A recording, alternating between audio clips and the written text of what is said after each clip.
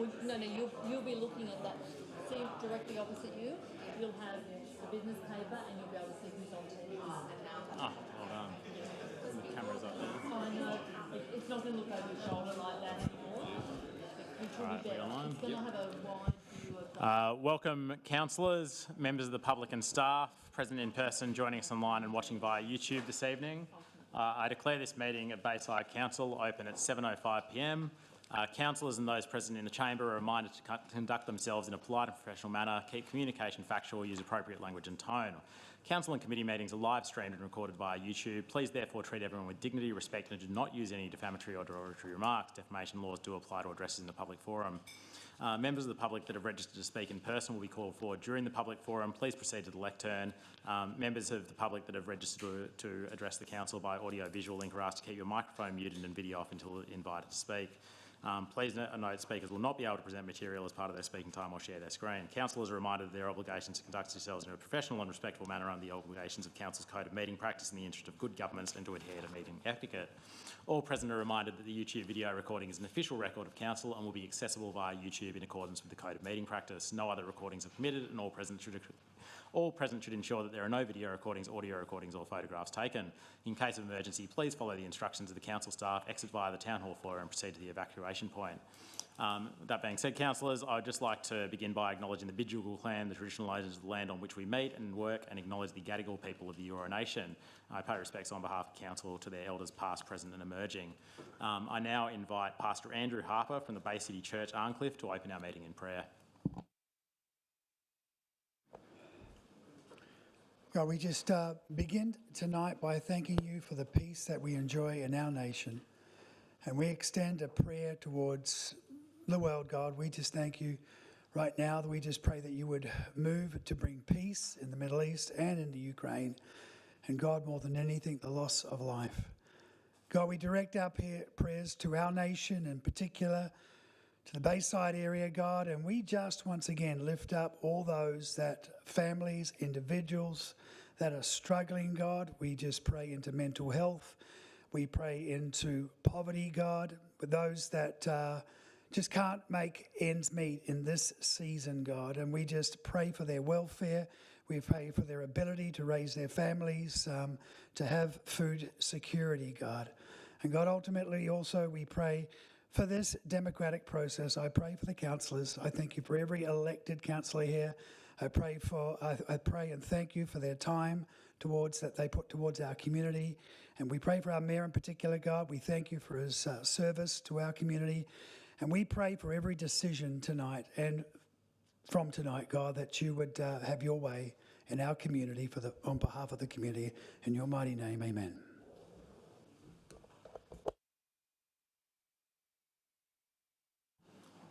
Thank you, Pastor Harper, for those touching words.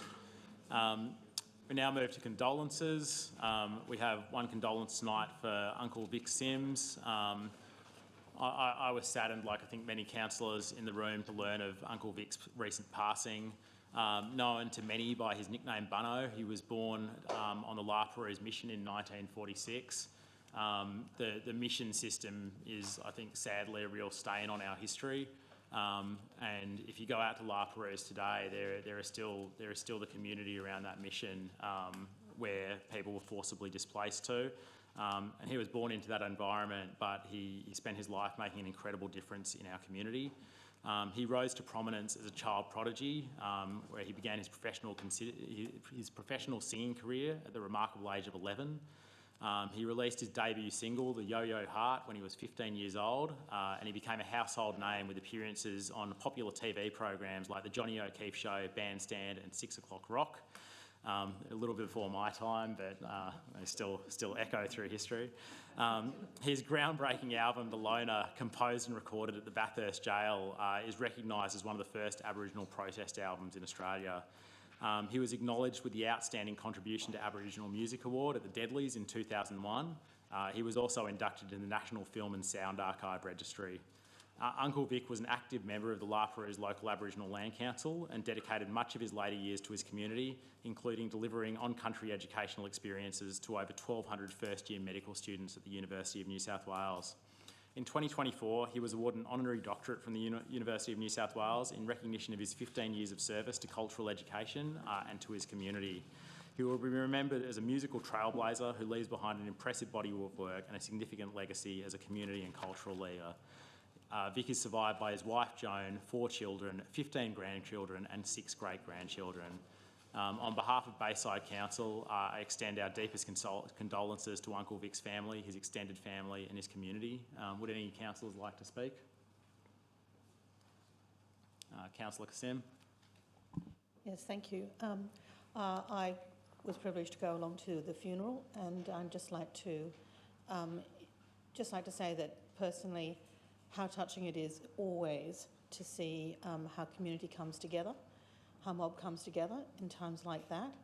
You know, he was a huge loss to the community, but the strength, the ongoing strength of the Aboriginal community and their huge attachment to family was very much in evidence.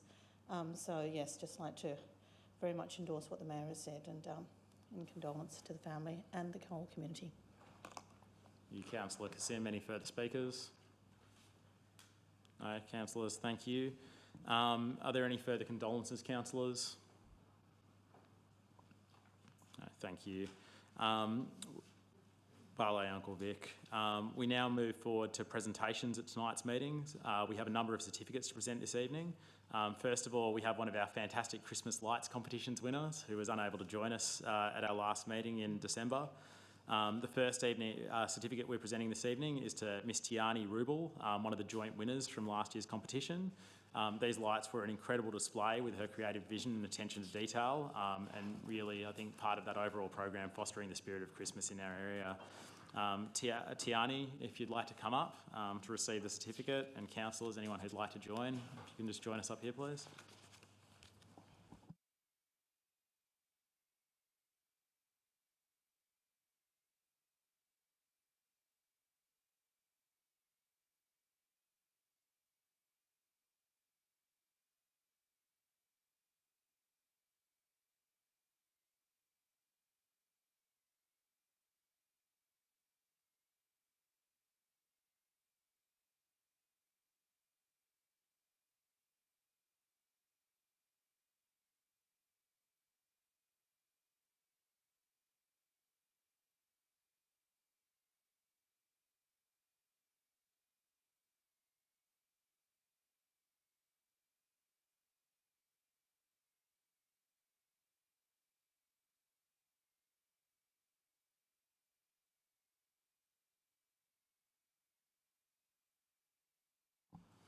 I imagine that particular design floor is going to come up for many years to come.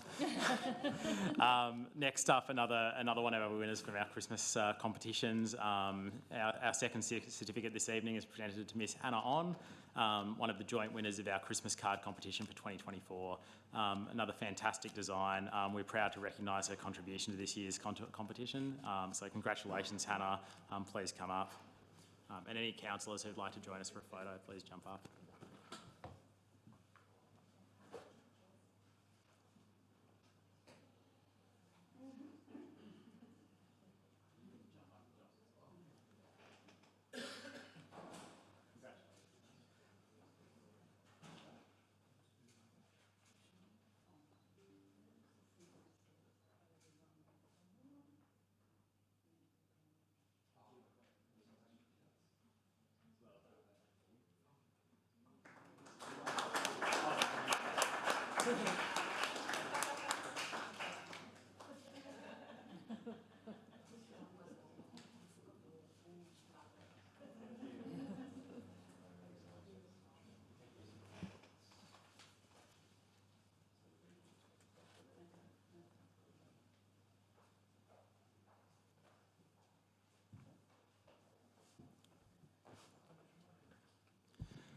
Finally tonight, we're joined by members of the Rockdale-Illendon City Suns FC to receive a significant recognition for the team winning the 2025 Masso Cup, which they were part of bringing into our area.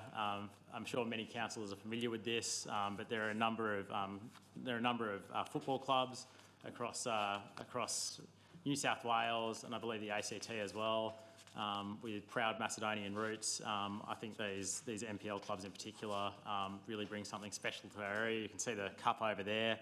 It's a real achievement.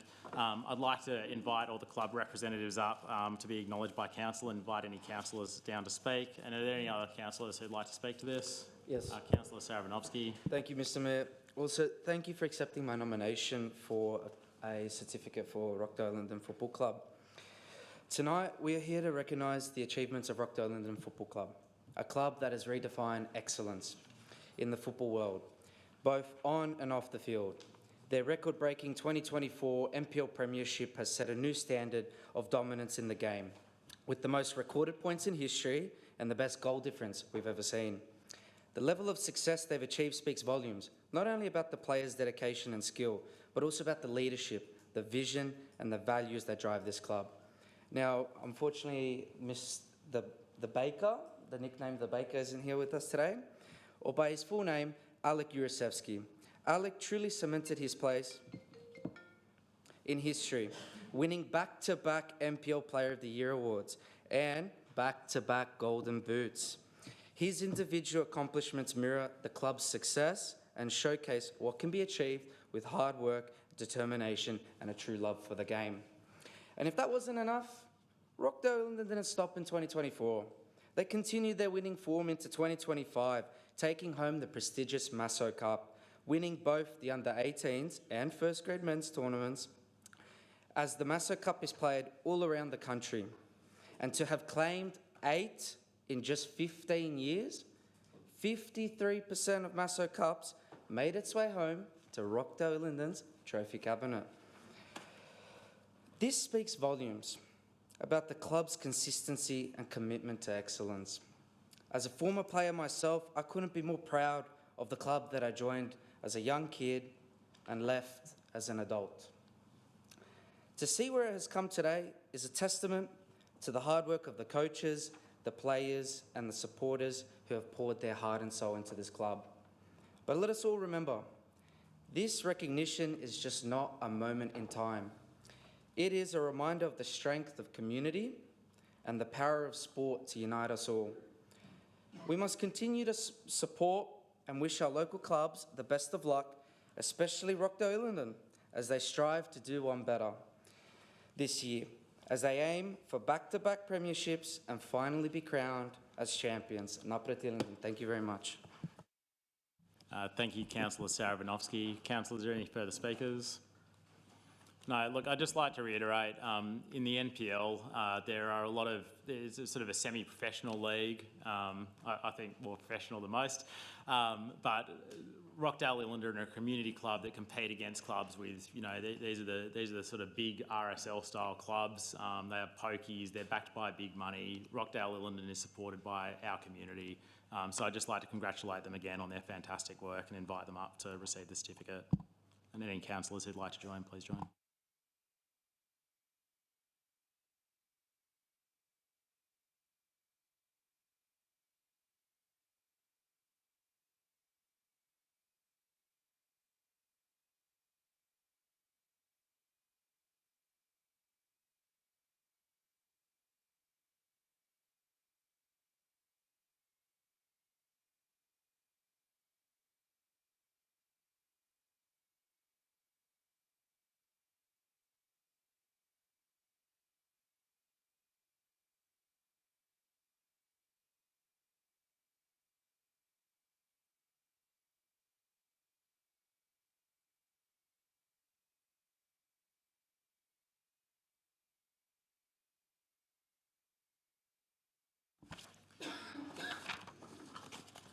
Thank you, councillors. We now move to apologies, leaves of absence and attendance via audio-visual link.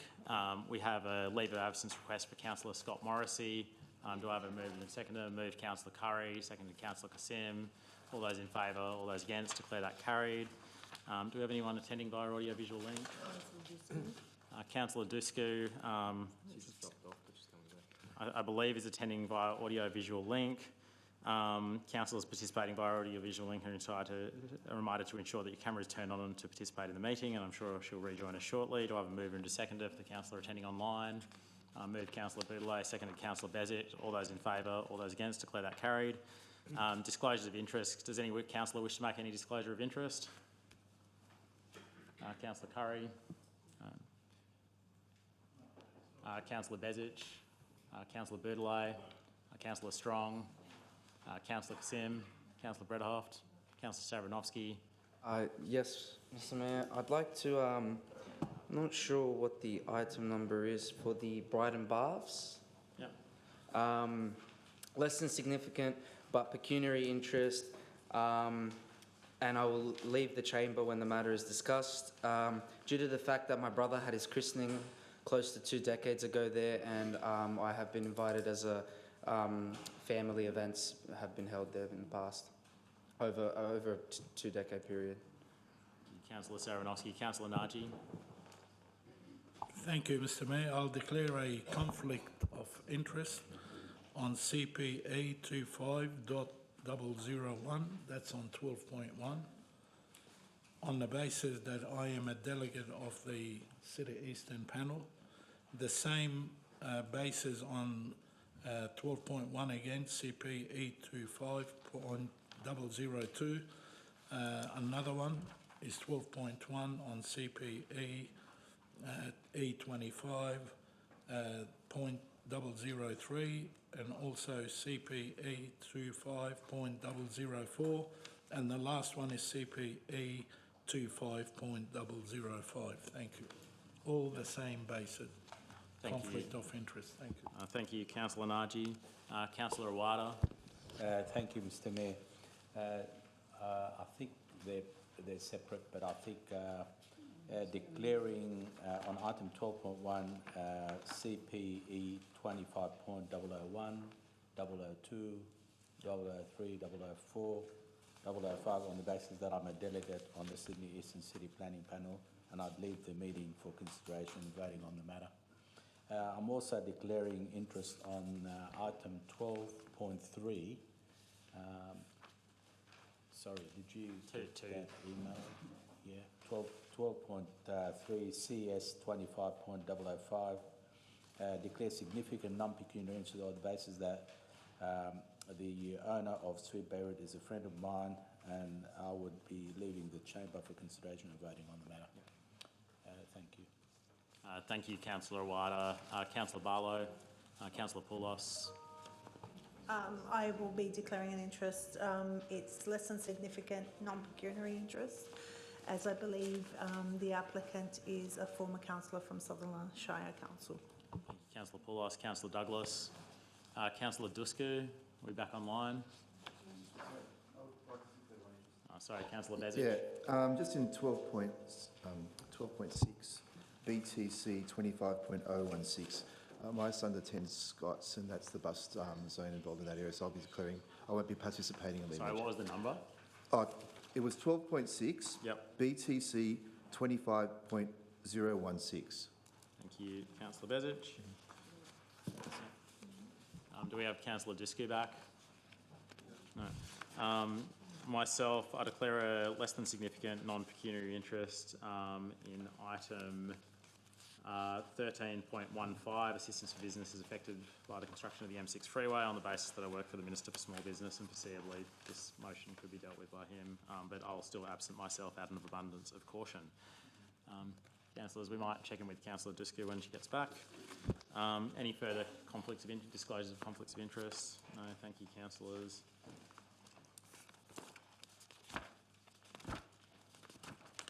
We now move to minutes of the previous meeting. Can I ask the two councillors who were present at the previous meeting move and second the confirmation of the minutes? Move Councillor Bezic, seconded Councillor Barlow. All those in favour, all those against, declare it carried. Now move to mayoral minutes. Very pleased to begin by acknowledging the recognition of an absolutely incredible educator in our area who's been a real champion of the public school system, Mr. Mark Marchiniak. And I'd invite all councillors to join in acknowledging his dedication and contribution to our community through his decade-long tenure as the principal of James Cook Boys Technology High School.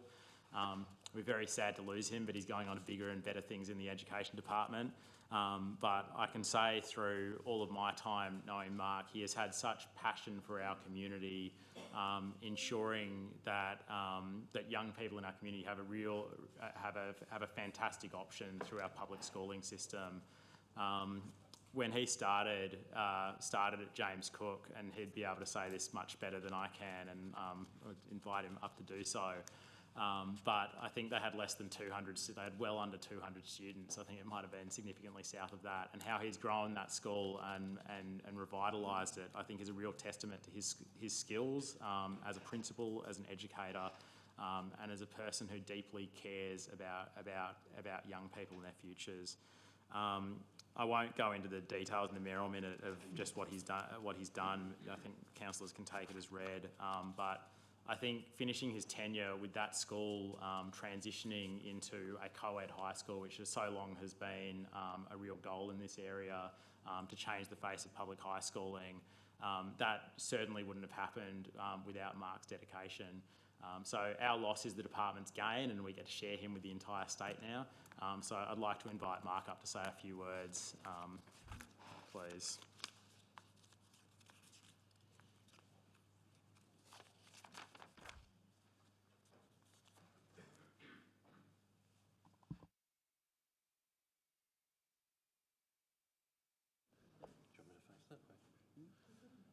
Thank you, Meredith, for inviting me to this ceremony.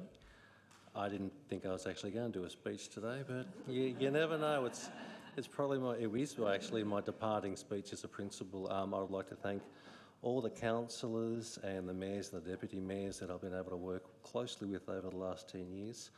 I would also like to pay my respects to our honourable member, Mr. Steve Camper, who is an alumni student who has been a strong backer of the work that I've done. And certainly this was not an individual effort, as Ed is stating. I worked hard, but I had a lot of support from all of the community. It was a privilege for me to serve the community. I live very close to this area. I live in Kingsgrove, so I felt that I had a very strong attachment and working very closely with the community. The very diverse cultural community that forms the Bayside, the Cogra area and the Rockdale area, the Macedonians, the Greeks, the Lebanese and Arabic cultured communities, and the more recent ones, the Nepalese and the Mongolians. It's been an absolute pleasure working with them. I've learnt so much in terms of working with the different community, and being the principal and the leader of the school and the community has a significant impact on my own professional learning, but also I think it's made me a better person, a more understanding, a more patient person, and I've been honoured to be able to serve the community and have the role as a principal. So I'd like to thank all of you in terms of the work that you've done to support me, which has inadvertently supported our community. And as Ed has said, I think the school is in a really good position to be able to now amalgamate to form something that we've always believed in, that I've always advocated for within the community, to have a school that could meet the needs of all of our students, regardless of the socio-demographic backgrounds they come from, the cultural diversity, or for also those students who have a disability, so we can also accommodate them within their learning to ensure that they can be contributing citizens to our future community. So thank you very much. Greatly appreciate the opportunity, and I've been honoured by the role, so thank you. Thank you, councillors. Do we have any further speakers? Councillor Saranovsky. Thank you, Mr. Mayor. Thank you again for accepting my nomination and especially dedicating a mayoral minute for Mr. Machiniak. Mr. Machiniak ended his tenure as principal of a decade after opting out for the principal position of the amalgamation of James Cook Boys Technology High School and Moorfield Girls High School, something our council is familiar with. James Cook Boys, a prestigious school none like no other within Bayside Council, with the infamous visit of Her Majesty Queen Elizabeth II and boasting an incredible alumni of athletes competing in the Olympics and both rugby codes. However, more notably, former member of the Upper House and former Assistant President, the Honourable Shaket Musulman, also Steve Camper, member for Rockdale, Minister for Lands and Property, Small Business, Multiculturalism and Sport. And lastly, someone we all may be familiar with, For those who don't, I'm referring to someone who served a record of over 41 years across 2 different councils, a 2-term deputy mayor, 11-term mayor, youngest councillor elected in Rockdale Council history, the inaugural mayor of Bayside, and the first and only mayor in Bayside Council history to serve with a prestigious title, that is Emeritus Mayor Bill Saravinovsky. However, more impressive than the aforementioned is Mr. Machiniak's tenure. I can say without hesitation that I and the Bayside community could not be more proud of the transformation that the school has undergone under Mr. Machiniak. When he took the helm, the school was at a challenging low point, becoming the 3rd principal in 5 years. Its reputation had suffered, and many questioned what the future held for the school and its students. But where others saw a challenge, Mr. Machiniak saw an opportunity for growth, renewal, and excellence.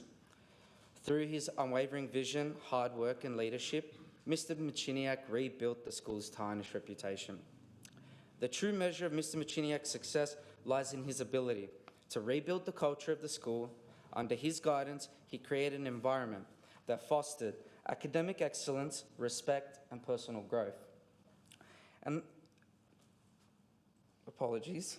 The pride that students, staff, and the community feel today for James Cook Boys is a direct result of his ability to nurture an atmosphere where both students and teachers thrive.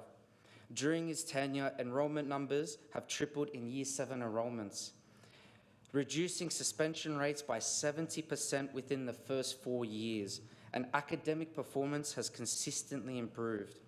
He introduced outstanding programs that equip students with not only the academic tools they need, but also character-building experiences that will last a lifetime.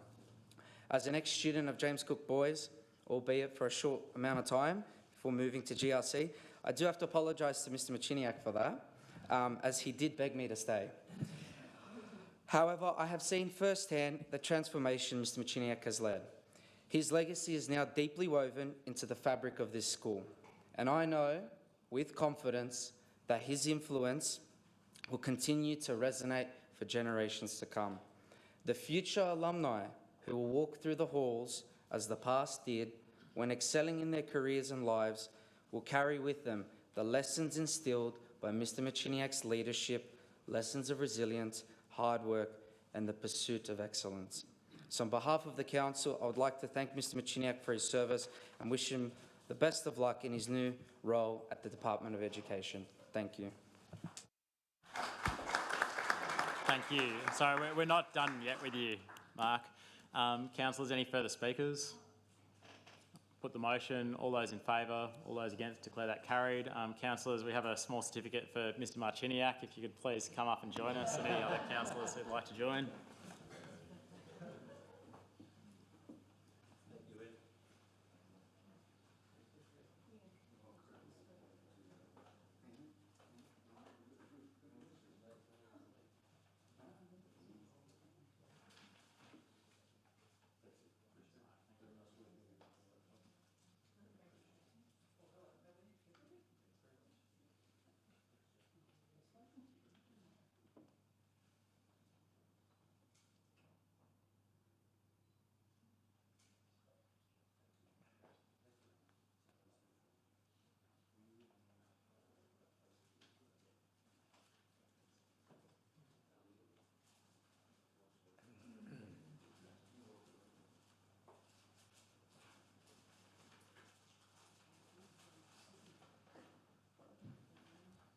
Thank you, councillors. We now move to the final mayoral minute, acknowledging our partnership with CPA Australia. Councillors, I'm very proud to note that Council is the first Bayside Council is the first New South Wales council to become an approved partner in the recognised employer program overseen by Certified Practising Accountants or CPA Australia, and that we accept a certificate acknowledging Council's ongoing commitment to supporting its CPA qualified staff with high quality professional development opportunities. I think this is a real testament to Council's work and our financial staff. I think we've all heard and seen what happens when this goes wrong. We rely on the information we receive from our dedicated accounting staff to make the decisions we do. So receiving this recognition from CPA Australia is very significant, but it's a testament to the hard work of our staff in that area. So from director down, we do appreciate all the work that you do, and tonight's an opportunity to acknowledge that. So thank you so much. Councillor, is there any further speakers? Councillor Barlow. I just want to pass on my congratulations as well, because it is a difficult, as I said, local government accounting is very unusual. It's totally different to anything else, and I believe that we have some wonderful people here now, and the presentations I've been to are the best I've ever had in the 28 years I think I've been on council, but they are the best I've ever seen. You've brought them down to a level that a layperson understands, so I congratulate you on that.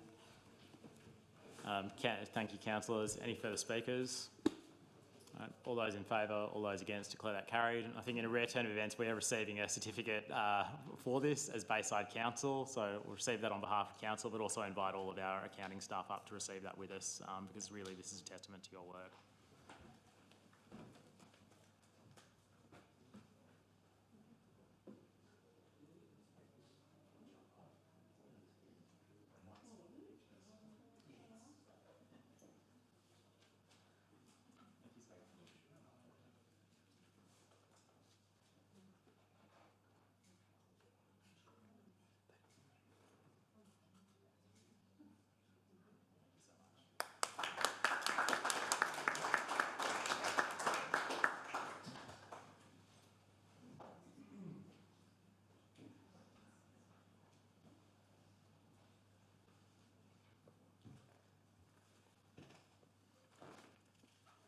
Thank you, councillors. We now move to items by exception. Councillors, apart from the public forum items, the items where a division is required for planning matters, the notice of motion and items where councillors have a pecuniary or significant interest, which will be dealt with individually. Councillors, are there any other items you wish to pull out and deal with outside of this? Councillor Curry. Just the ones that require a decision, 11.1, 11.4. Yep, they're already there. Yep. Councillor Curry. Councillor Bedich. Councillor Bigelow. Councillor Strong. Councillor Kasim. Councillor Brederhoff. Councillor Sarabanovsky. Councillor Naji. Confirming that 12.2 CS25.005, that it will be pulled out because of Councillor Awada's Yeah, but absenting himself. I want that Yep. pulled out as well. Thank you. Yep. Councillor, are we joined by Councillor Duski yet? No. Councillor Awada. Councillor Barlow. CPE 25.005. Yep, we've got that one. Have you? And CP 25.001. Yep. Child safety, safe action plan. Councillor Poulos. Councillor Douglas. I would like to pull out 11.6, Oh, I see. please, and as part of the minutes of the City Services Committee meeting, CS 25.004. Thank you. Thank you, Councillor Douglas. In addition to that, we'll also need to deal with item 11.5. I think that is it. Right, thank you, councillors. Do I have a mover and a seconder to deal with the other items by exception? Move Councillor Awada, seconded Councillor Douglas. All those in favour, all those against, declare that carried. We now move to the public forum. Councillors, we have two speakers on items in the public forum, beginning with item CPE 25.004, Planning Proposal Request 204 Rocky Point Road, Cogra. We have one speaker for the committee's recommendation, Mr Mason Stankovic from Patch Planning, being the applicant. Mr Stankovic here. Invite you up to speak. Mr Stankovic, you have 3 minutes. And sorry, Councillor Awada and Councillor Naji are absenting themselves for this matter. If you just wait one moment.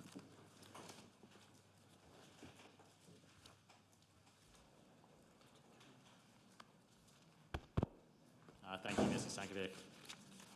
Thank you, Mayor McDougall and councillors. I'm here to speak, as you mentioned, on behalf of the applicant, Abacus Storage Funds, who are the owner of Storage King, in relation to the site at 204 Rocky Point Road. the subject site was formed a part of a planning proposal back in 2013, which related to the broader 3.3 hectare area which formed the former Darrell site.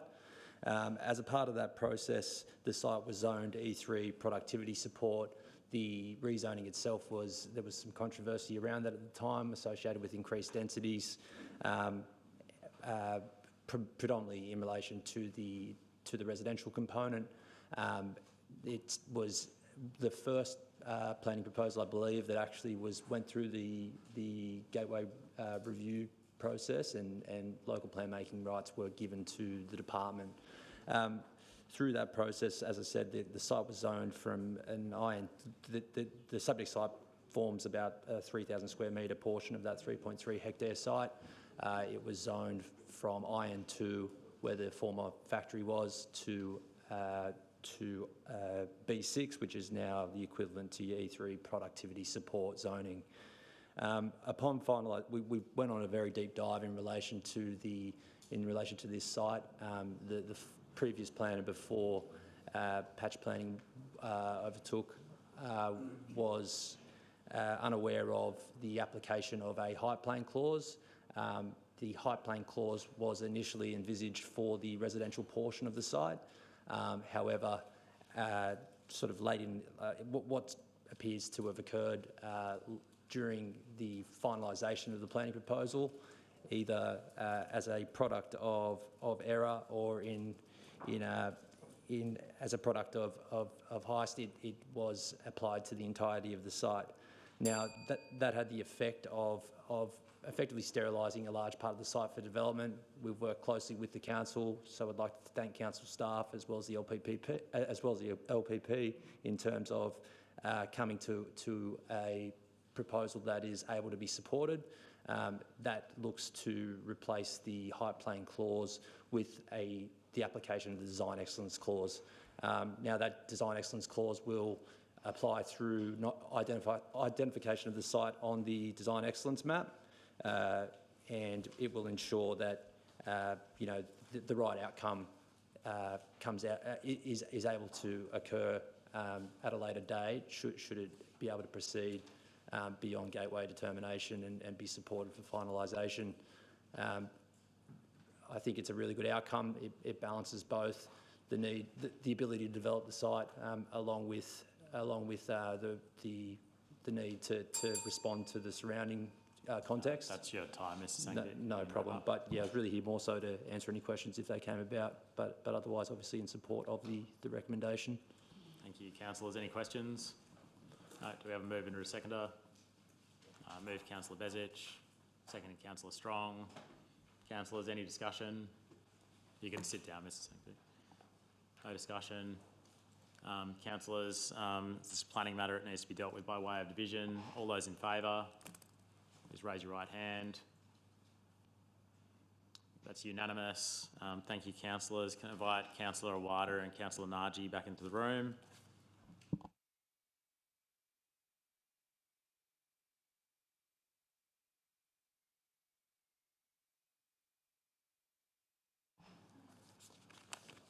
Councillors, we're now moving to item 13.12, notice of motion accelerating the upgrade of Victory Reserve / Park Cross Street, Cogra.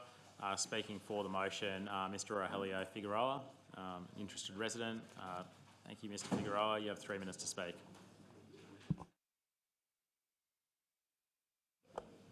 Hi, everyone. I want to say thanks to Janine and Lee Douglas, Saravinovsky and Nagy from Ward 3 for bringing the motion, including the motion in this agenda. I'm part of a small group big group of small dog owners.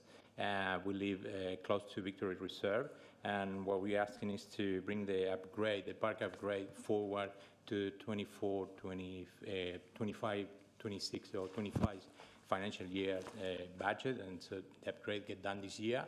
It was planned to happen in 2022, 2023. It never happened. It had some money allocated, but it didn't happen. So also what we want to do is is as part of the upgrade is to include a small fence off-leash area for all the small dogs owners around. I mean, for people who own small dogs, which we don't have where to go with dogs. The closest park is 1.5 kilometers away. It's Freight Reserve, and the other big park is on the other side of President Avenue, and the other one is on the other side of Princess Highway. So it's not quite practical. The reserve right now is quite neglected. It doesn't have much. If you compare a photo of the reserve from 1959, it had exactly the same stuff as now, a swing and a little slide. So I think it's time to spend a bit of money, and yeah, we would like for that to happen. And the report from 2022 states that having two parks close is no need. There is no need for an off-leash area, but we really need it. Again, those two parks are not convenient, are not in good condition, and yeah, we like to get done and upgraded, and yeah, all what's on report to be included and the upgrade done with a new playground, a new fencing, the off-leash area, and the fitness equipment as per the proposal. There is a proposal already. So yeah, we are looking for your support, guys. That's all. Thank you. Mr. Figueroa. Councillors, do I have a mover and a seconder? Moved Councillor Bretterhaft, seconded Councillor Douglas. Councillors, any discussion? Councillor Bretterhaft. Just a question. Can I ask a question of Rogelio? How many signatories does your little petition have? Thank you. Thank you. Thank you. Councillors, any further discussion about the motion? Councillor Barlow. I'll find the button. Now, just a comment. Yes, I know the park very well. I was there on Monday. I know there's a fence around the park. The way it was written, it was I want to fence the park. You want a small dog area, but it has to be 10 metres away from the playground area, which is, it's a problem park. I mean, it is a little park, but you can't just say, oh, we'll just move it forward because the residents want it.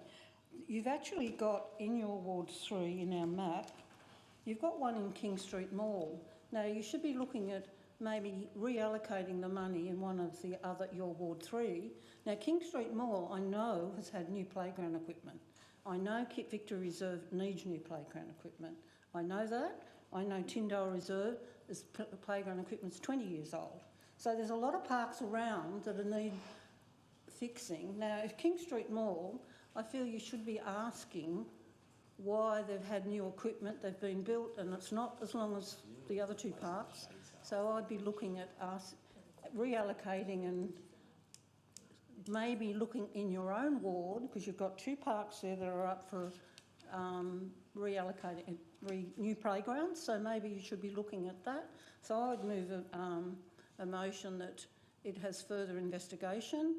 I know you're saying you've got to find the funding, but the funding might be there because you definitely cannot take the money out of Gardner Park.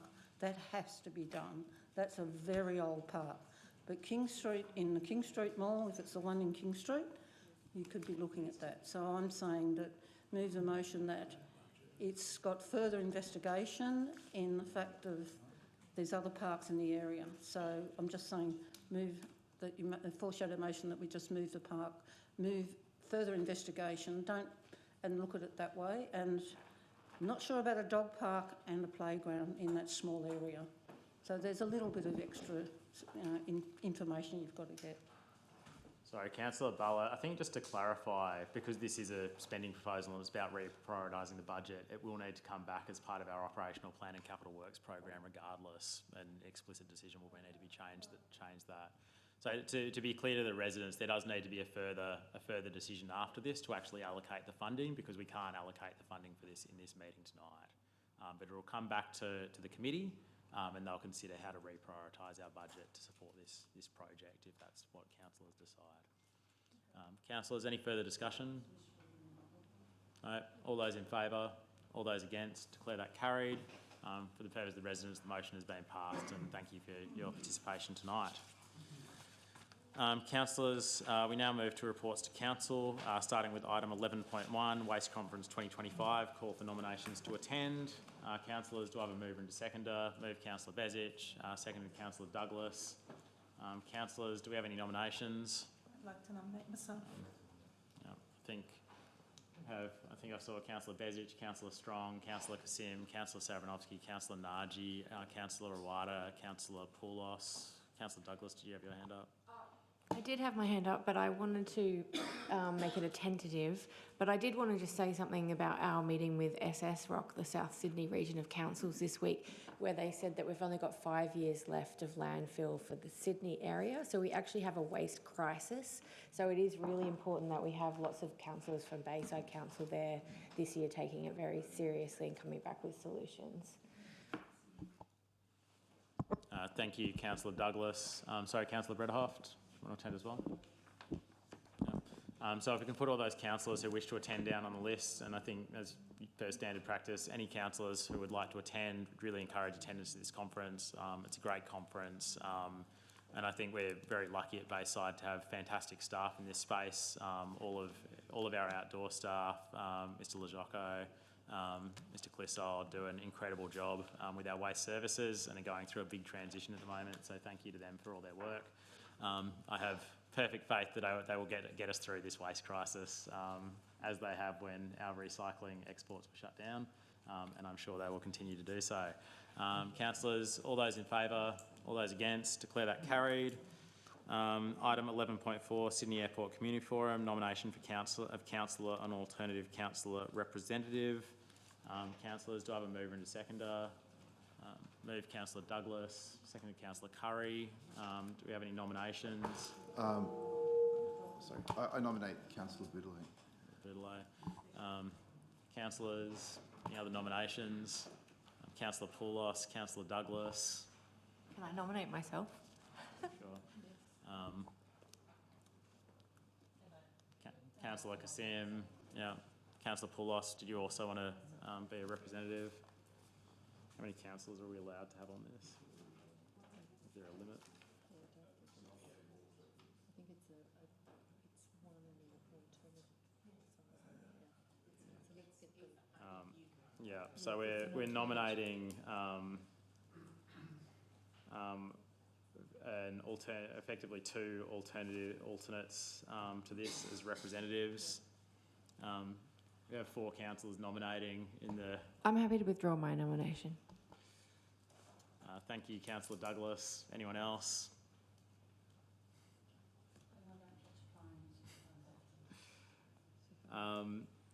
Well, I'd invite the mover and the seconder to put forward to representative so we can vote on it. Councillor Curry and Councillor Douglas. Sorry, what was that? Well, you're the mover and the seconder of the motion, so you can put forward who you're actually nominating to be on this. I would nominate Councillor Poulos and Councillor Kasim. I think it's really important we have someone from Ward 5 there, given how close so many of us live to the airport, and also equally Ward 2. But I think it's good to have a bit of a mix of the diversity of the democratic parties as well. Thank you, Councillor Douglas. Councillors, further discussion? Councillor Boudeleau. I'm happy to withdraw, that's fine. Thank you. Thank you, Councillor Boudeleau.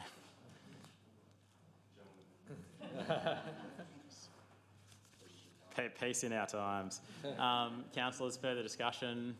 All those in favour, all those against, declare that carried. Item 11.5, City Planning and Environment Committee membership provision. Do I have a mover and a seconder? Move Councillor Curry, second Councillor Douglas. Do we have any nominees after last council's meeting? Yeah, I nominate Councillor Strong. Sure. And I'd like to nominate Councillor Boudeleau. Sure. I assume then we have a motion before us nominating Councillor Strong. Do we have any speakers? No. All those in favour? Aye. All those against? Declare that carried. Thank you, councillors. Item 11.6, progress report on councillor notice of motion. Do I have a mover and a seconder? Move councillor Douglas. Second, councillor Brederhoft. Do we have any speakers? Councillor Douglas. I wanted to pull out 2 items for this, please. Can I stand up while I talk? Can you hear me? Sure. Yeah, okay, thank you. That's About great. to be required to, I think. I mean, yeah, just the... Use respect. So the item 12.5, notice of motion, walking and cycling committee. The comment there I don't think is accurate as to what we decided at the inauguration, or whatever we call it, of our new council. We decided that we would be putting forward that committee, and that we would come back with a proposal for how that committee would run. So I just wanted to make sure that that was updated. Yeah, I think that's certainly my recollection rather of what was resolved. Councillors, I think that probably needs to be dealt with substantively. General Manager. Through the chair, that is the recollection, that in the last term of council there was a deferral to consider a walking and cycling committee or subcommittee. Because council has adopted a structure at the moment that has 4 committees, the comment in there I guess reflects the current practice, but we can certainly bring back a paper for council to consider a subcommittee. I think just in fairness, at our first meeting of council, there was discussion about nominating councillors to an actual cycling and walking committee, and we resolved that we come back with some terms of reference for that. So I think there have been some cross wires there. Okay. So maybe I think if that can be noted in the minutes, then that come back to the next meeting. Councillor Douglas. Yeah, thank you. That's the words I was looking for, terms of reference. Thank you. And the second thing, I just wanted to note item 13.4, which is around, that we're just skimming through. It's around the review of community facilities at Brighton Le Sands, and that we now have the Boulevard car park as one of our 10 bold moves, and I feel that that should be recognised in the comments there. Thank you, Councillor Douglas. General Manager, I think that can be noted. Yes, we'll update those comments. All right, thank you, councillors. Any further discussion? No. All those in favour, all those against, declare that carried. Moving to item CPE 25.001, and I think councillors Naji and councillor Awada will be absenting themselves for this. This is the post-exhibition report for the planning proposal at 263 to 273 and 273A Coward Street, Mascot. And division is required as it's a planning matter. Councillors, do I have a mover and a seconder? Moved Councillor Douglas, seconded Councillor Strong. Councillors, is there any discussion? Take it as read. All those in favour, please raise your right hand. That's unanimous, councillors. Declare that carried. Item CPE 25.002, planning proposal request 2512 253 Princess Highway and 6 to 10 Hattersley Street, Arncliffe. A division is required as this planning matter. Councillors, do I have a mover and a seconder? Councillors, moved Councillor Douglas, seconded Councillor Barlow. Do we have any speakers? No. Again, take that as read. Councillors, please raise your right hand if you support the motion. Declare that carried unanimously. Thank you, councillors. Item CPE 25.003, post-exhibition report for the Beach Hut, planning proposal 179 to 183 Russell Avenue, Dollars Point. Sorry, Mr Mayor. I just wanted to note that when we did do that committee, it was actually withdrawn, that item. So I just want to make sure that that is actually minuted properly. Let me check that. Is that minuted properly?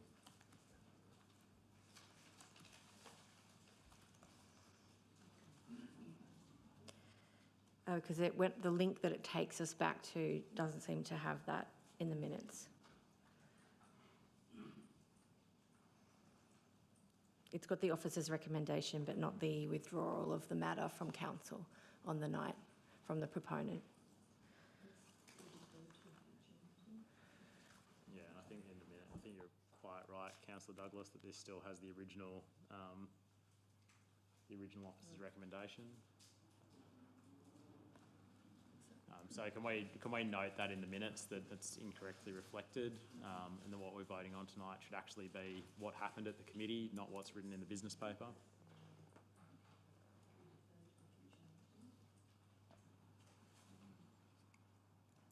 So just for clarity's sake, what we'd be voting on is that, as per the committee recommendation, I believe it was deferred to a future meeting.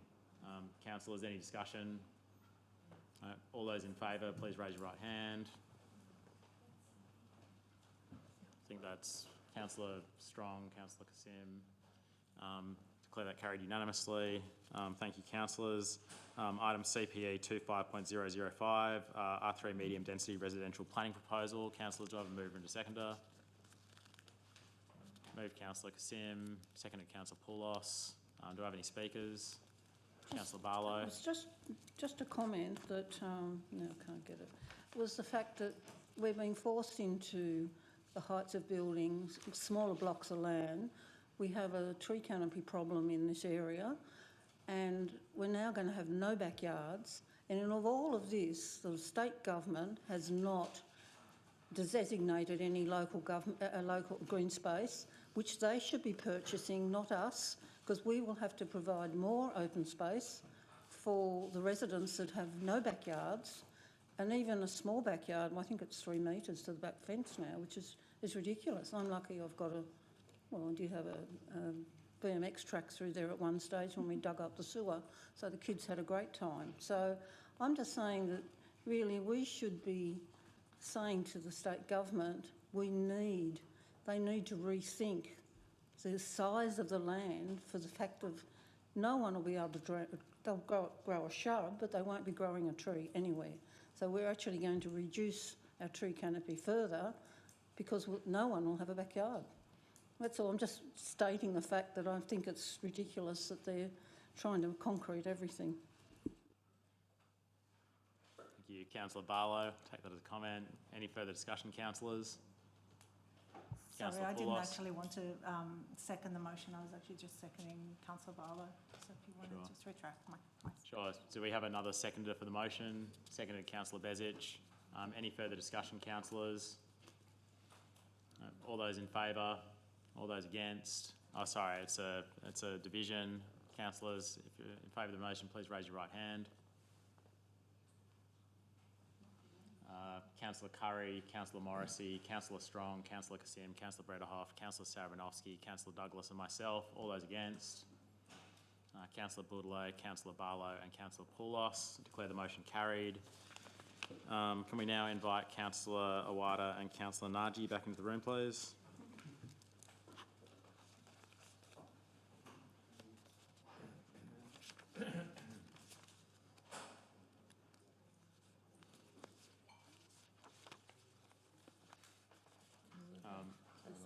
Well, I think it's just because Councillor Sarabanovsky is leaving. Okay.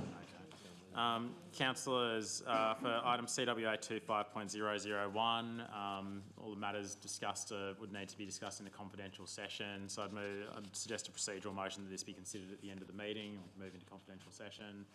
Moved Councillor Bezic, seconded Councillor Brederhoff. All those in favour, all those against. Declare that carried. Item CS 25.001. Sorry, did you actually want to move this, Councillor Barlow, or did you just want to discuss CP 25.001? I think you said CS, and that's the Bayside's Child Safe Action Plan, or did you want to deal with the quarterly budget review? Yeah, okay. Hang on, we've moved through in order. Okay, I've got to make a comment on Item it when CS it comes up. 25.004, response to notice of motion accessible beaches for Bayside. Do I have a mover and a seconder? Move Councillor Douglas, second Councillor Brederhoff. Any discussion? Yes, thank you. I was really thrilled to see this very detailed report that looks at every nuance of how we make our foreshore more accessible for people of all abilities. I've proposed an amendment which I've sent through to governance, so hopefully they've got that, Helen, and I CC'd Meredith in as well, but at the beginning of the meeting. So what I've said is that I'd like to have two points added to this, that we acknowledge the potential of Lady Robinson's foreshore and beaches for accessibility, and that we integrate these integrate the recommendations of the report into our new foreshore management plan, focusing on making Kaima, Ramsgate Beach and Vanstone Parade Baths areas of accessibility excellence. Councillor Douglas, any further discussion? No. Thank you, councillors. All those in favour? All those against? Declare that carried. Item CS 25.005, Ramadan event in Bexley Car Park. Councillor Awada, if you can just give him a moment to leave the room. Thank you, Mr Mayor. I've read Hang on, do I have a seconder? Move Councillor Naji, seconded Councillor Kasim. Yeah. Councillor Naji. Thank you, Mr Mayor. I've read the report. What's so interesting about this one, that it's not going to cost the council anything. And it's a great initiative for the community, and it's a trial. So I would like to amend the recommendation by having it for 3 nights instead of 1 night, and extending the hours from, instead of being, let me just see, the hours are from 6 to 10, to have it from 6 to 12. I think it's pretty much appropriate. Usually after 12, if there's any noise complaints, the police are called. So if we can do that for 3 nights, see the, have it on trial, and if it goes well, then maybe it can be revisited in the next committee and see what happens. So I hope I get the support on that. Sorry, can I just say, further to Councillor Naji's comment, the committee actually resolved to have it for 1 weekend, which I think would be a Friday, Saturday, Sunday night, and I don't think the minutes appropriately. Maybe Thursday, Friday, Saturday. I think we said 1 weekend. Yeah, that's right. Thursday, Friday, Saturday, 3 days, and see how it goes. I don't think the minutes actually reflect what the committee decided. We actually double-checked it. The discussion, no, we didn't. Yeah, the committee. The discussion was 1 weekend. It recommended 1 night, isn't that right? No, the discussion we actually had was about 1 weekend, not 1 night. Yeah, that's okay, 1 weekend. So on that weekend, if we can have Thursday, Friday, Saturday, it'll be great from 6, and let's see that trial, how it goes. The good thing about it, Mr Mayor, it's not costing the council anything. I mean, with other events, you have to find funding, it's got to cost the council, so it's not costing us anything. And it'll be a great opportunity to keep bringing the community together. I mean, in Lakemba, all nationalities, all domination of religion, they all attend, and it's a great event. And it goes much, much longer than midnight. It goes to 3 or 4 in the morning. So let's give this a go between 6 and 12, only for 3 days, which is Thursday, Friday, Saturday for that week. And we'll look at it again, see what's the outcome and the results of that event. Thank you. Thank you, councillors. Further discussion? Councillor Curry. Yeah, just a question. So because it's in a car park, and what would be the complexity around the Thursday night and the impacts there on business, school, etc.? I think Mr Barber probably respond to that. Might need to take that on notice. Through you, Mr Mayor, the proposal is to take up 1 row of car spaces against the wall of the building, the first shop in the row there. So the majority of the car park would still be available. I don't know, I can't confirm what the demand for parking's like in that particular car park on a Thursday or Friday or Saturday night, but it doesn't take up much of the car park. Can I just ask that, because are we talking about this year? No. Yes. Oh, this year. That's soon. And I think it just needs to be noted, this is an in-principle approval. They still need to obtain all the relevant traffic approvals, etc., to hold the event. Councillor Barlow. Well, in the motion, should we have in there as part 5, it's only in principle, he has to present a traffic management plan, because... It already says it's in principle support. Well, no, is it? Yeah, but I think you should outlay that, because it doesn't... I don't know if they think they need it, and they also should be inviting some of all the shopkeepers, because apparently we've had our... what is he? He's been around, and some of the shopkeepers are very interested in going, Andy, and they're quite happy to have a stall. So I think the proponent was looking further afield, but you might have there's butchers, there's a lovely gelato, he's in opposition, but there's other people in Bexley maybe haven't been invited that would like to go. But the problem I have is you've got to make sure that the traffic is, the people are safe, because if they can't come off Forest Road, because that's where the people will be congregating. They can only enter from Stony Creek Road and then exit out onto Kinsell Grove. Not Kinsell. Yeah, Kinsell Grove.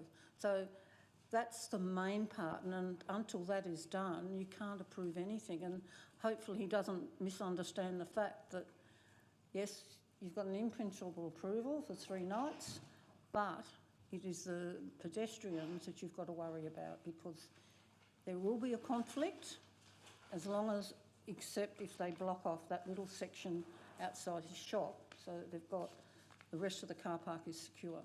And there is residents right next door, right opposite, and I can tell you they don't want it. I think, Councillor, to your point, I think it'll be very clear that this requires traffic approvals which will deal with all those issues. Councillor Naji, right of reply. Right of reply. Thank you, Mr Mayor. Look, it's a community event, and I respect, if you think about Wall Street, we have it once a month as well. And there are residents around Wall Street going up to Herbert Street and that, and they enjoy it.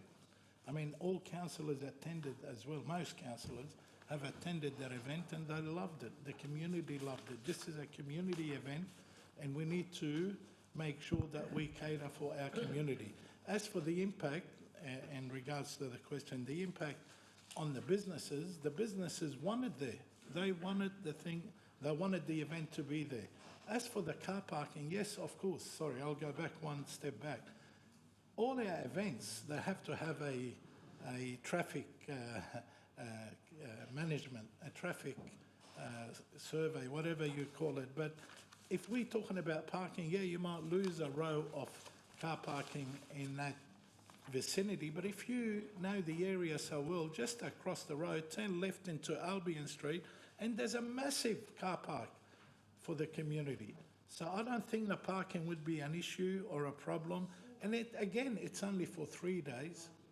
We give it a go, and if it's not good, then we won't do it again. We won't, allow them to do it again. But let's give them a go and let the community enjoy an event. Thank you. Thank you, Councillor Naji. I'd just like to say, I think these activations, particularly these evening activations across our area, are really valuable. This is coming at no cost to council. I think it's great that these kind of proposals are coming from our local businesses, our local residents. I think this came up last year over Halloween, that there was a Halloween street party over in Botany, a well-loved local event. That was having difficulties getting approvals. We should be, as far as I'm concerned, helping facilitate these things and fostering that community spirit, not standing in the way. So I'm very happy to support this motion. Councillors, all those in favour? All those against? Declare that carried. A division has been called. All those in favour, please raise your right hands. There we go, unanimous. Thank you, councillors. Can we please call back Councillor Awada? Item CP 25.001, Quarterly Budget Review Statement. Do I have a mover and a seconder? Move Councillor Barlow, seconded Councillor Curry. Do you have any speakers? Councillor Barlow. I think I was at home online last time and I sort of thought I heard this price and then I didn't. It was the fact that we had to increase the budget for our animal impounding, I think 600,000. I'm horrified to think that we've got that many dumped animals or whatever.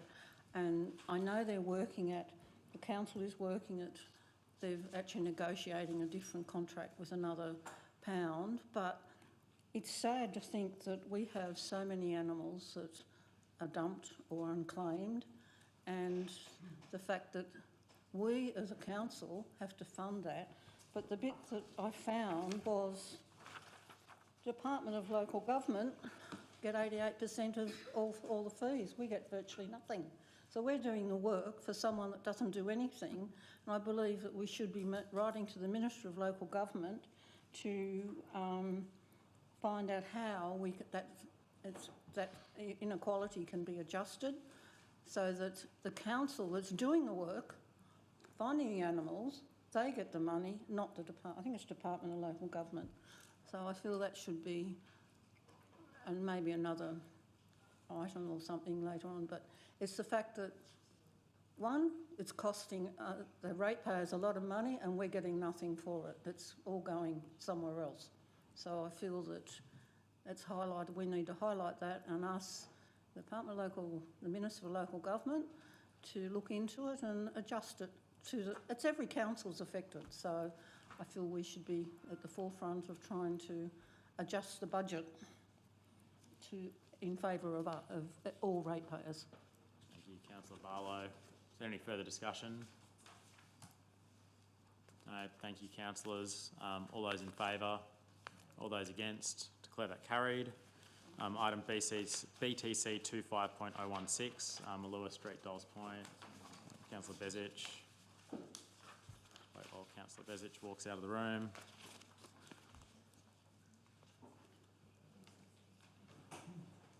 Do I have a mover and a seconder? Move Councillor Kasim, seconded Councillor Strong. Councillors, is there any discussion? Take that as read. All those in favour, all those against, declare that carried. Can we please invite Councillor Bezic back into the room? Moving to notices of motion. Councillors, I note we've got 14 notices of motion to work through. Perhaps we'll limit your initial comments unless necessary. Beginning with item 13.1, notice of motion action on tree poisoning. Moved Councillor Douglas, seconded Councillor Brederhoft. Councillors, any speakers? I'll keep my right reply but limit my speech. Councillors, further discussion? No, thank you. No discussion. Councillor, do you have anything brief to say in reply? No. All those in favour, all those against, declare that carried. Item 13.2, fairy lights at Ramsgate Beach Shops. Moved Councillor Douglas. Do we have a seconder? Councillor Brederhoft. Councillors, any discussion? I just want to quickly say this is not to actually spend any money in the budget. It's to review the cost of it to see whether we can spend the money. You, Councillor Douglas. Any further speakers? Just out of clarity, don't we have the fairy lights already existing? I mean, when... No, okay. Councillor Curry. Yeah, thank you. I'll just add that part of our representations to SS Rock have been about investigating into suppliers of, preferred suppliers of fairy lights and lighting up for safety and those things. So that's a report we're looking forward to because it's becoming more common to light up spaces. So just to let everyone know that that is a piece of work being done by SS Rock. Thank you, Councillor Curry. And I think it's worth, I don't know if anyone's been up to Orange in the last few years, but their entire main street is lit up with fairy lights. It looks absolutely fantastic. It really makes the town come alive at night, even when it's quite empty. So I think looking at other opportunities to light up our streets with these, if they're not cost prohibitive, is very sensible. I think the lights that used to be up along Botany Road at Mascot, I think are something that we should look at again. They were really a very special strip leading into the city. So perhaps when we get this report back, we can look at what we might be able to do more broadly across the LGA. Councillors, do we have all those in favour? All those against? Declare that carried. Item 13.3, maintenance of First Fleet Monument in Brighton Le Sands. Moved Councillor Sarabanovsky. Do we have a seconder? Seconded Councillor Poulos. Councillors, any speakers? Maybe limit your discussion unless they're required. Thank you, Mr Mayor. The motion concerns the First Fleet Monument in Brighton Le Sands, significant historical landmark that honours the arrival of the First Fleet to Australia. It's come to my attention that many of our concerned residents that have reported the plaques bearing the names of the First Fleeters on this monument have severely faded and worn out over time. These plaques, which serve as an essential link to the past, are now barely legible, and this issue has been raised by many of our local residents. This First Fleet Monument is not a structure of stone and metal, it's a symbol of our history. This monument is a place of historical significance, and it's crucial that it be maintained in a manner that honours the legacy it represents. As such, I'm proposing that the Council conduct an urgent inspection of the First Fleet Monument and take immediate action to restore the plaques so that the names of the First Fleeters are fully visible once again. And as a proud member of this community, I deeply understand the importance of remembering and respecting our past. History shapes who we are today, and maintaining our historical monuments is not just about preserving a structure, it's about preserving our identity and heritage. But it also sends a clear message to the visitors that visit our council, as we are a community that value and respect our past. Thank you. All right, thank you, Councillor Saranovsky. Any further discussion? All those in favour, all those against, declare that carried. Notice of motion 13.4, community car park on Jeeves Avenue, Rockdale, and additional parking along Railway Street, Rockdale. Moved Councillor Saranovsky. Do I have a seconder? Seconded Councillor Barlow. Do I have any speakers? Maybe speak in reply. Councillor Brederhoft.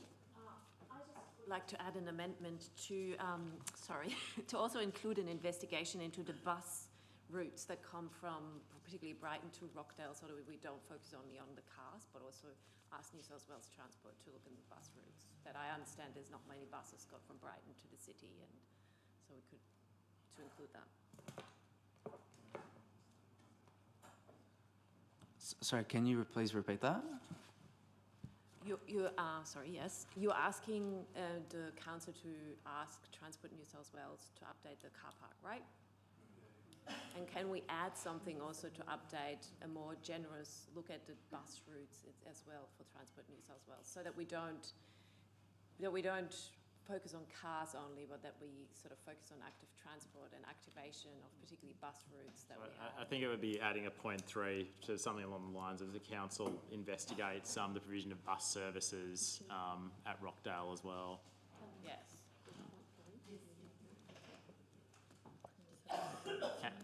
Councillor Saranovsky and Councillor Barlow, are you happy with that?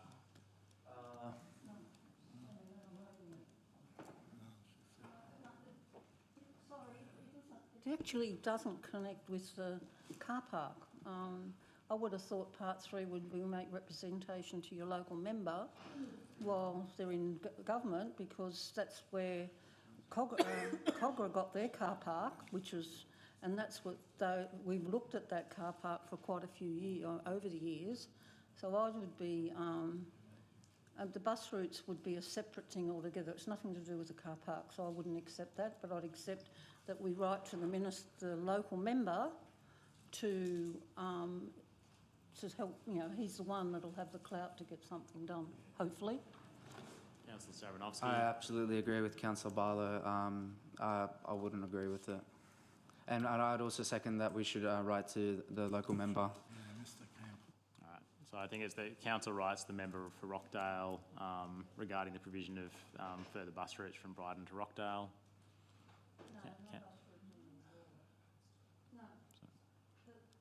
Sorry, so I think the bus routes have got nothing to do with the commuter car park. That's what I'm saying. Take that out. I won't accept the fact that we do the bus routes in that. This is all about a car park. It's not about a bus route. Could I just... Brederhoft. Sorry. So I think Councillor Brederhoft Yep. put her hand up first. The car park is about people getting to work into the city, I reckon. Isn't that the reason that what people use the car park to go take the train to the city? So if we can get people to go in the bus in Brighton and take the train from Brighton to Rockdale, for example, they would then just take public transport all the way. So that's why I thought it has something to do with transport and active transport, and how our community and how our residents commute through our LGA, really. Councillor Douglas. Yeah, I mean, I do see the connection, because the more people who catch public transport the whole way, the less cars that we have to leave around our train station. So there's a balance there of not everybody can drive to commute.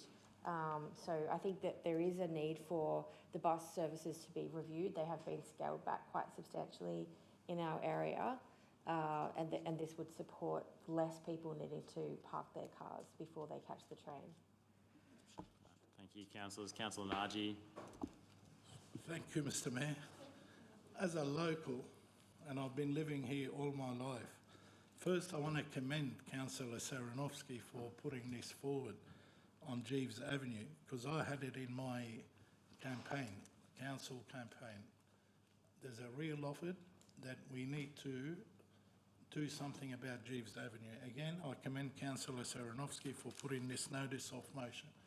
If you really know the buses and the car park, it's pretty obvious. People that live in Bryden, people that live on that bus route, which you can only have them on the main roads, or like Bestick Street or Bay Street or President Avenue. You can't have buses by having a provision and investigate. You're not going to get them going into Lennox Street, into Spring Street, into other streets and come to the depot or the drop-off. And when the buses drop off, the commuters or the bus users, most of them go onto the station and catch the train to the city. What we need here, there's a lot of people that are out of our LGA, they come and park on the other side of the railway street, and also Jeeves Avenue. They park there all day and they go into the city for work. What Councillor Saranovsky is asking is very common sense, that we need to speak to the state government, and like the Mayor said, and the GM, that we have visited this many times in the past. Unless the state government puts their money in and try and build a 2-storey or a 3-storey, nothing is going to get solved. So I commend again Councillor Saranovsky, and I hope we will get the support to get that notice of motion. All right, thank you, Councillor Naji. Further discussion? Sorry, Councillor Barlow, you've already spoken. Yeah, okay. I think we have a foreshadowed motion from Councillor Brederhoft. I think we can deal with it that way. Councillors, all those in favour of the motion as originally put by Councillor Saranovsky and Councillor Barlow? Aye. All those against? Declare that carried. Councillors, I'll absent myself for the next. What, sorry? Too late.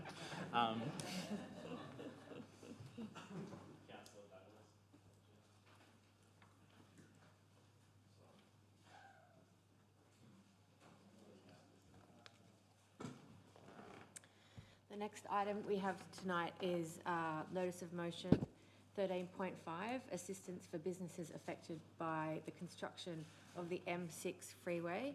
Do we have a mover and a seconder? Moved by Councillor Strong, seconded by Councillor Kasim. Do we have any speakers? Oh, does he need to move? Okay, so Yeah, you move it. You and move it from me. Okay, thank you. And then Councillor. seconded from either councillor. And seconded, Councillor.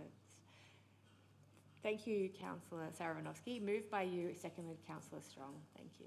And would you like to speak? Yes, please. Yeah. Thank you, Madam Deputy Mayor, or Acting Chair. After multiple delays, a deeply concerning issue has arisen. Many of our local businesses, particularly those that have been severely impacted by the construction of the F6, sorry, it's new name, the M6.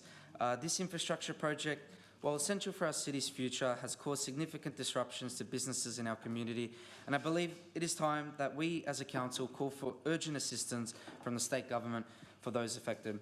Local businesses are the lifeblood of our community, and they are enduring an immense hardship as a result of the ongoing construction of the M6.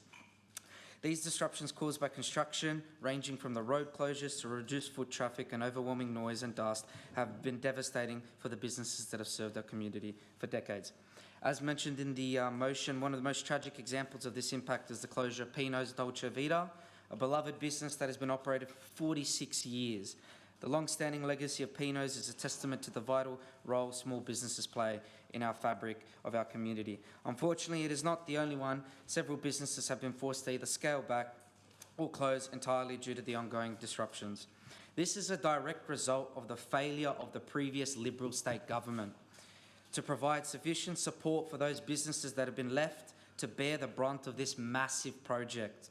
The former Liberal state government did not take into consideration the businesses located near the construction zones, such as those in Rockdale and Banksia areas, are experiencing a drop in foot traffic due to road closures, detours and general disruption from construction activity.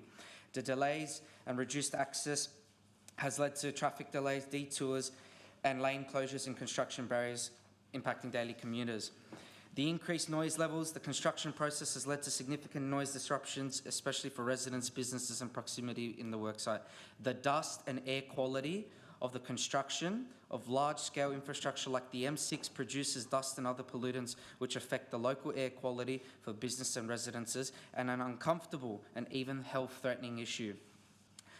Therefore, I'm calling on the current state government to provide immediate assistance to all local businesses affected by the construction of the M6 freeway. Specifically, I urge the state government to waive land tax, business registration fees and business licences, and any taxes that are administered by the state government. These are critical measures that will provide immediate relief to our local businesses, many of which are struggling to stay afloat during this challenging time. The need for compensation and support for our local businesses cannot be overstated. As a council, we have a responsibility to advocate for the well-being of our business owners, their employees and their families.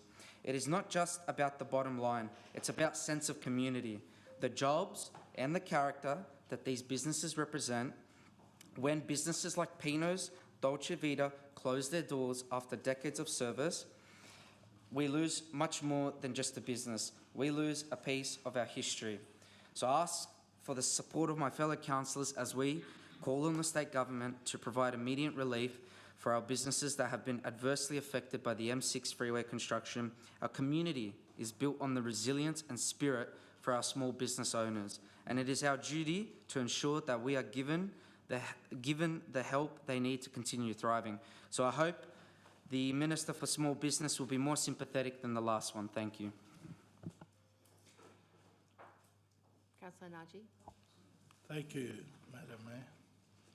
Just clarification, sorry to put the GM on the spot, but when they mentioned the Liberal Party, the past Liberal Party, can you confirm or not confirm, and I'm not putting you on the spot, we don't need the exact figures, how many millions of dollars due to the M6 that the Liberal state government provided this council to provide work for community facilities and other stuff? Can roughly, just a rough estimate, thank you.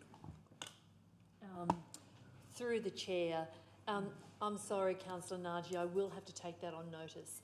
You know that the compensatory works are all around West Botany Street, around the Illingdon Fields, and we're currently negotiating the final elements of the Marsh Street, Pemulwuy Park compensatory works. You're right, it is in the many, many millions of dollars, but I would need to do a little bit of arithmetic to be able to give you even an estimate at this point. Thank you, Madam Mayor. You did pretty well. In the millions.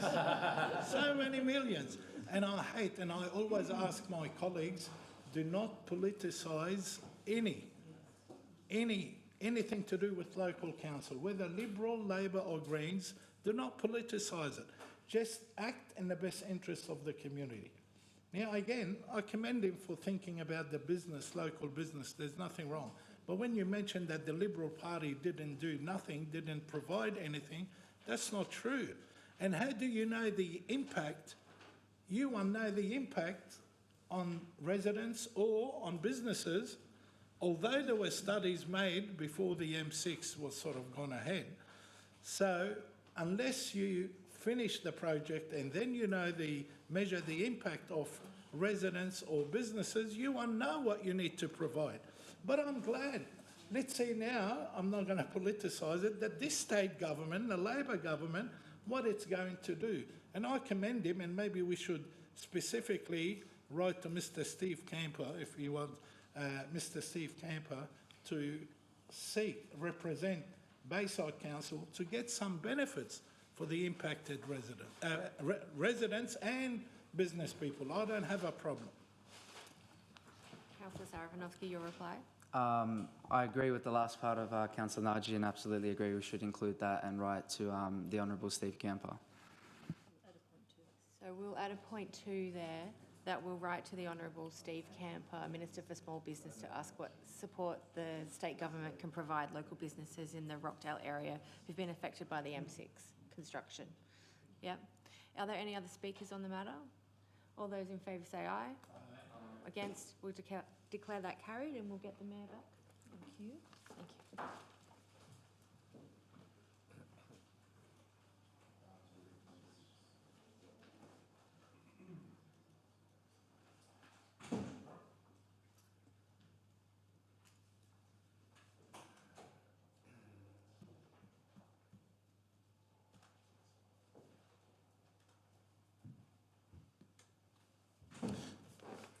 Thank you, councillors. Item 13.6, notice motion proposal to hold annual town hall meetings at Rockdale and Botany. Move councillor Savranovsky. Do I have a seconder?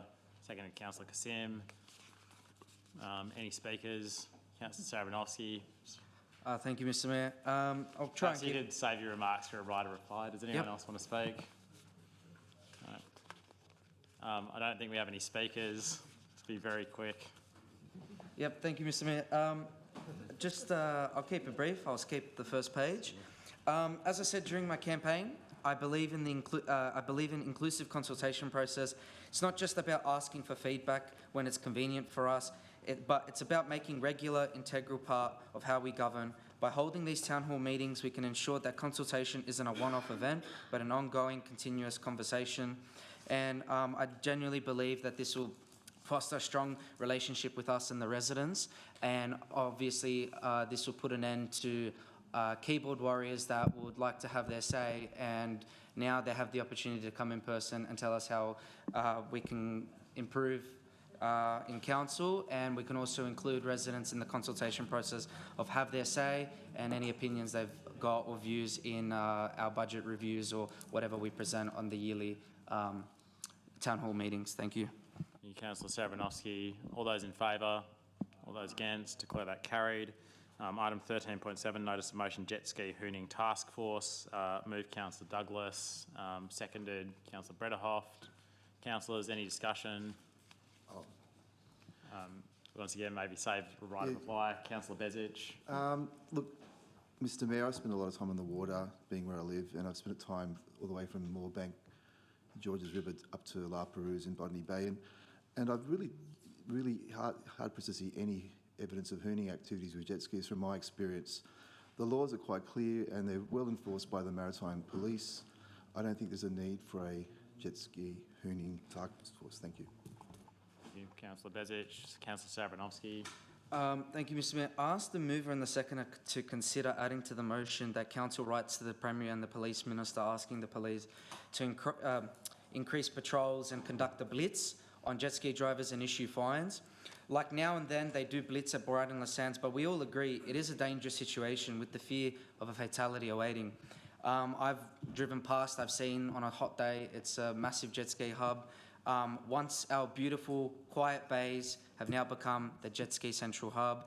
So a lot of residents have expressed their intention of no longer visiting the beach from fear as a result of the jet skis. So if the mover and the seconder consider that.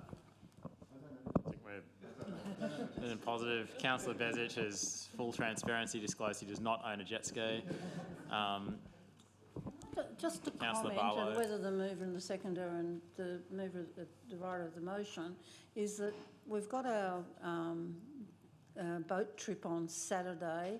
We also got a very detailed letter in our portal, and I feel I'd like to ask would the mover like to withdraw it until the next meeting, because then we've got the information. The letter that was sent from the Marine Rescue covers most things, so I feel that the motion, maybe we should just defer it till we've had our trip on the bay, plus I don't know if everyone's read the portal, it's hard to get in at times, so I would ask them to just withdraw it for now, so that we're fully informed after we've been on the bay, whoever's going on the bay.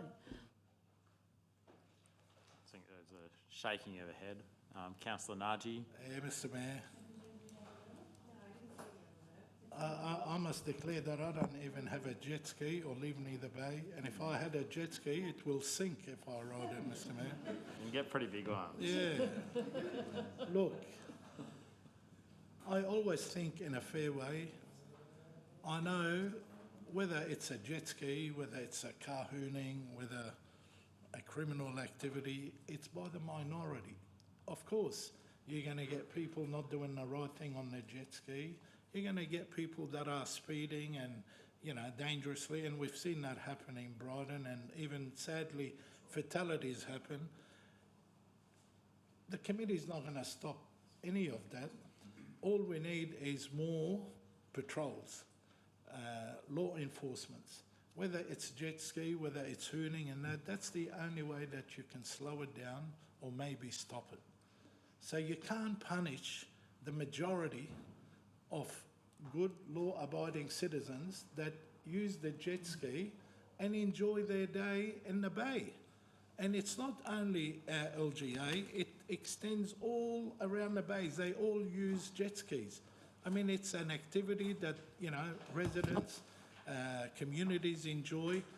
Why punish them because of a small minority that causes or breach the regulations?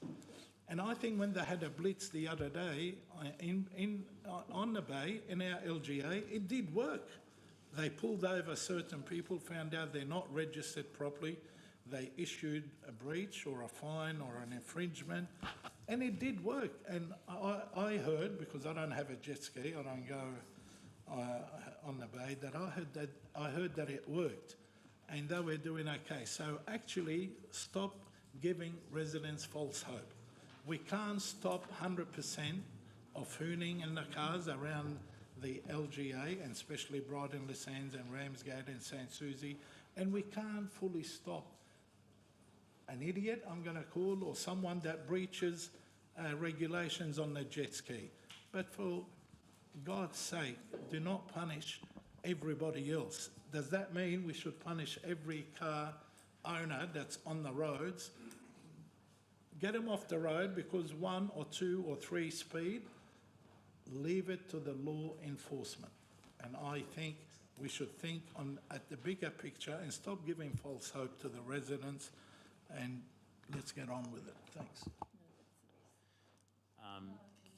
Councillors, further speakers? Councillor Douglas, right of reply.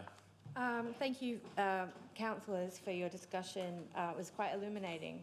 I'm surprised at how anybody could see that there is no issue with jet skis in this community. If you've spent any time at the beach along Ward 5 over summer, you would find it a very regular occurrence to have your heart in your throat and seeing jet skis doing life-threatening activities to our residents.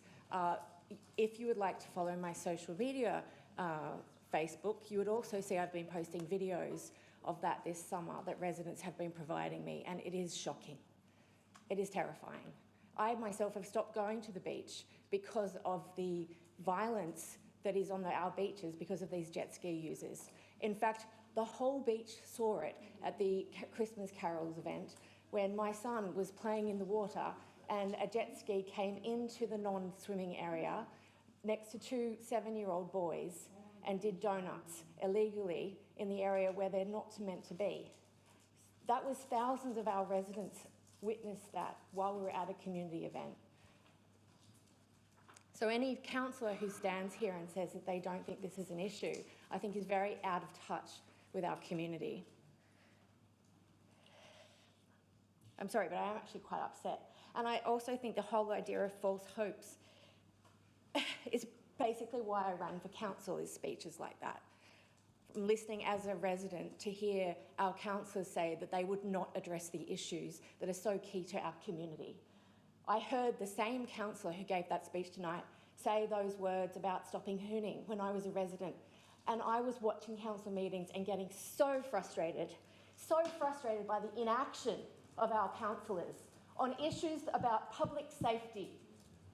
And here we have the same thing tonight, which shows how out of touch, and maybe it's time to move on. Point of order, Mr Mayor. Sorry, Councillor Naji. Thank you. I think misleading the councillors and the public, I have never, ever, because I'm sure she's referring to me, I have never, ever, and it's on record, you know what? All these council meetings are recorded, and anyone is welcome to go back to any council meeting that relates to hooning and that. All I've always said and maintained and been persistent the only way we can stop hooning or slow it right down is by having a lot of police presence. I'm not saying that there's no issue. There is an issue.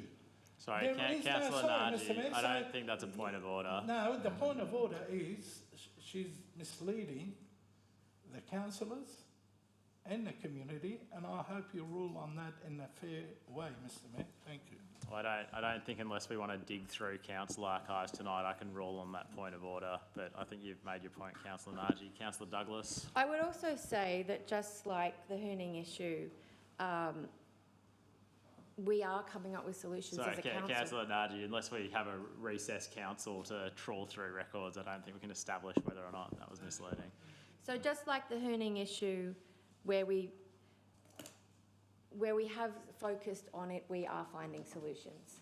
And I was very pleased to see the Channel 9 news story last Friday with a report back from the Environmental Protection Authority, reporting back on the success of the trials so far of the noise cameras, which had found that there had been over 1,000 incidents of high decibel noise camera antisocial behaviour in the last couple of months of the trial, and half of those were by the same recidivists. So once we get legislation, we can stop the noise pollution. We are on the route to success. We can take control of our streets. We can make them safer. We can make them more livable. And we can do it for our beaches. In fact, our residents deserve it. And what I'm hearing about this, the majority of users are legal. The majority of users on the beach are civilians, not on jet skis. Hundreds of families go to the beach to enjoy it peacefully. It is a minority of users who use the beach on jet skis. We need to protect our beaches for the majority of users, which is the mums, the dads, the grandmas that go there with their buckets to make sand castles, eat ice creams, and enjoy it peacefully. It's a free activity. It costs no money. Like many things in Sydney, you go out the door, it costs you $50. You can take your family to the beach for free. We have people from all over Sydney coming to enjoy our wonderful 7 kilometres of beachfront. But we have a small minority of antisocial, illegal behaviour that is ruining it for the rest of us. So this motion is very clear. It follows in the success of the hooning task force that was set up by Steve Camper that has so far been very successful, to ask him to again set up another task force, this one focusing on another very key local issue for him as our local Rockdale MP and for us as a council, which is safety on our beaches, Lady Robinson Beach and Cooks River. And that this task force starts to look at solutions here once and for all for this issue. And that we also look at the environmental impacts that also need to be assessed. Things like the endangered shorebirds that we've been working here hard as a council to start to protect.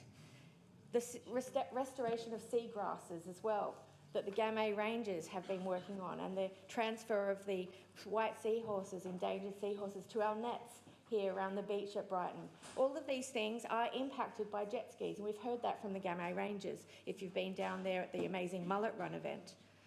So this motion is simply asking for the Honourable Steve Camper to set up a jet ski hooning task force. He has the jurisdiction. Anywhere below the high tide mark is not the council jurisdiction. It's actually state government jurisdiction. There is a limit for what council can do to solve this issue alone. We need our MP on our side. And I've spent all summer writing to ministers from the Labor state government. I've written to Transport, I've written to Police, I've written to Steve and others, asking for them to take action on this issue, because residents are constantly contacting me all summer. This is for the last 3 or 4 summers, asking for help. I am one of their Ward 5 councillors. I'm sure the other Ward 5 councillors also have to, you know, we hear this, we see it, we're experiencing it, and we need to respond as a council to this really big safety issue. We've seen down in Victoria a man killed and his whole family just life destroyed, but also the perpetrator's life destroyed as well. He had a young family, now he's in jail. So it's sometimes we have to take measures to protect you know, the residents, but also protect the people who don't realise that they're going to muck up their own life through this irresponsible behaviour. And we saw that on Councillor the Grand Douglas, Parade. can you wind up, please? I will. We saw that on the Grand Parade. You know, we've worked for years to take action on hooning, and unfortunately we saw the death of 2 small children when there was a drag race at 160 kilometres. And I don't know about you, but I woke up, I could not sleep that night because I thought, could we not have done more? Could we not have done it sooner?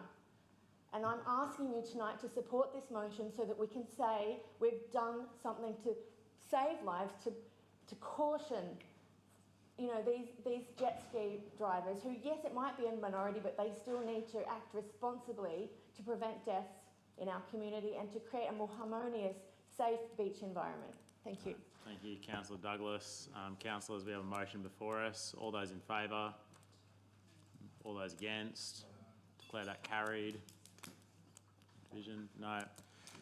Sorry, Mr. Mayor, councillors. just ask, was that the first, the movement The and the motion second? with your amendment to it, or with your additional point to it. Oh, okay. Thank you. Councillors, item 13.8, Walleye Creek Community Markets. Moved Councillor Kasim, seconded Councillor Savranovsky. Councillors, any discussion? Encourage you to save it. Yep, perfect. No discussion. Councillors, I think anyone who went to the Lunar New Year markets knows what an incredible activation of the space that was. There's obviously massive unmet demand in Walleye Creek for this sort of activation. So as we did a few years ago, I think seeking out a regular market operator is just a fantastic opportunity for us, for the whole community across Arncliffe, across Walleye Creek. So I'd commend the motion. Councillors, all those in favour? All those against? Declare that carried. Item 13.9, notice motion balancing accountability with effective parking management. Moved Councillor Kasim. Do we have a seconder? Seconded Councillor Awada. Councillors, any discussion? Look, I'd probably make the point, councillors, that I think this could actually go further with Councillor Kasim's consent. That we've successfully installed LPR cameras across the, particularly the foreshore areas of the LGA to police hooning and antisocial behaviour, and just making sure that we're able to capture all the situations that council's affected by and put those forward to the Minister for Finance, I think is very Mr. important. Mayor, sorry, I actually want to Councillor Barlow. congratulate Councillor Kasim for her motion. It's very detailed, and she's right. We're now, with the way the state government has done it, you are putting all our work health and safety and our staff are at risk. We have had, it was a fair while ago, a councillor, a female parking inspector, attacked in a street in Rockdale because the person was upset with her getting parking. She wasn't young, she loved her job, and I feel that with having it the way it is now, I mean, I believe the inspectors, they all do a good job, but they have to be frightened sometimes because there is people, and I think with our money that we spent on the LPR cameras and that, there has to be another way, and I don't think the state government has thought it out fully. So hopefully that they will take this on board, and technically it's a work health and safety issue, and I know from when my small business in Carlton, when they walked around, you couldn't get a park half the time to come to one of the shops. So, but you could see every shopkeeper, they'd ring each other, parking police have been around, and all they'd go and move. Well now, with the car that drives through, they get booked. So they're now learning you park not in the 1 hour zone, which is for your businesses or your customers. So I feel that there has to be a medium somewhere that works, but it's to protect our staff more than anything. Councillor Barlow, further discussion? No. Councillor Kasim, Councillor Awada, are you happy with that amendment? No. Thank you. All right, all those in favour? All those against? Declare that carried. Item 13.10, Carl Park activation event celebrating diversity and sustainable waterways. Moved Councillor Strong. Do we have a seconder? Seconded Councillor Douglas. Any discussion, councillors? Speak to it, yeah. So yeah, Cahill Park activation event celebrating diversity and sustainable waterways. I envisage this could merge culture, creativity and sustainability into a unique celebration in Bayside. Events can really shape the identity of a city. I've had a lot of experience of event organisation over the years. I've seen firsthand how festivals, installations and performances can transform public spaces into places of inspiration and inclusion. I'd like to be part of the organising committee and offer my experience putting on festivals in Sydney's inner west over the years. Events like this can connect us, they educate us and they leave lasting memories. Cahill Park, as we've recently seen, is ideal location for large-scale celebrations. So this motion ensures that we take it to the next level by incorporating immersive art, music, cultural activations. We can create an event that not only showcases our diversity, but also champions sustainable waterways and environmental responsibility. Imagine a night where lights dance across the river, where community-built sound systems share music from around the world, and where paddlers clean the Cooks River as part of an interactive, meaningful activation. This event is about creating a cultural and economic ripple effect with local artists, food vendors, musicians, environmental groups. We can generate opportunities that support our economy while reinforcing our identity as a progressive, forward-thinking community. So Bayside can really lead the way in this type of events. Other councils have seen successful similar initiatives. So this is our chance to put Willow Creek right on the map as a beacon of creativity, sustainability and inclusion. So let's make Cahill Park and perhaps even Discovery Park not just spaces but arenas for something unforgettable. Let's celebrate our community while inspiring action for a better future. So this might take time, it could be next year, but it'd be great to start planning such an event. Thank you.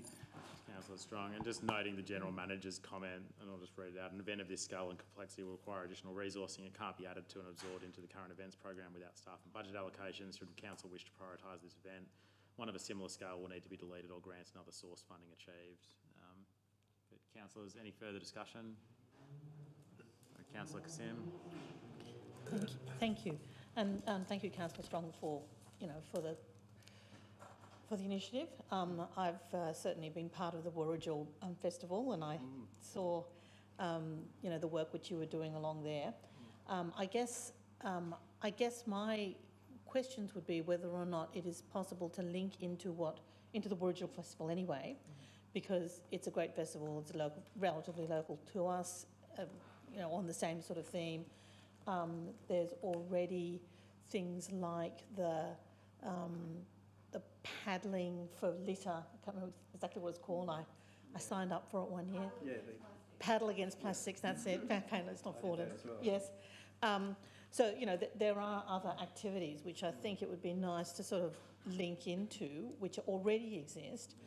And I guess, Council's just passed the motion about markets. I mean, I think that given that we're going to start that hopefully soon this year, it's an opportunity to see what we do with that. We can have buskers at the markets. We can have all sorts of things happening at the markets. And, given what the General Manager said about the costs, whether or not we could include this, as consideration next year rather than this year. Maybe to Councillor Kassim's point, and just that maybe this can be considered as part of our next review of the events program. You happy with that, Councillor Strong? Yeah, I think something like this would take a little bit of time. So next year would but I think it needs to be considered as part of our overall events program, because really we're prioritising what we're doing. Maybe if the motion can reflect that. Are there any further discussion, councillors? No. All those in favour, all those against, declare the motion as amended carried. Item 13.11, notice of motion Bayside Pride supporting LGBTIQ plus visibility and inclusion. Moved Councillor Strong. Yeah. Seconded Councillor Douglas. Councillor Strong. I felt it was important to bring this motion forward so close to Mardi Gras, as it underscores council commitment to inclusivity and a celebration of diversity within the Bayside community, especially in these disturbing current climate of intolerance we're witnessing in the global and local arenas. Putting on community events that recognise our LGBTQI+ community is so important for community cohesion. These residents are integral to the rich tapestry of Bayside. Their contributions span across various sectors: arts, education, business and community services, enhancing the vibrancy and resilience of our society. Acknowledging and supporting this community is not just a gesture, it's a reflection of our core values of fairness, respect and unity. Bayside Council has already taken commendable steps towards fostering inclusivity. In September 23, we hosted an LGBTQI+ inclusion forum at the Rowers Club on the Cooks River. And there's additionally, during Pride Month, we organise events including free screenings of the film Pride, celebrating solidarity and the spirit of community.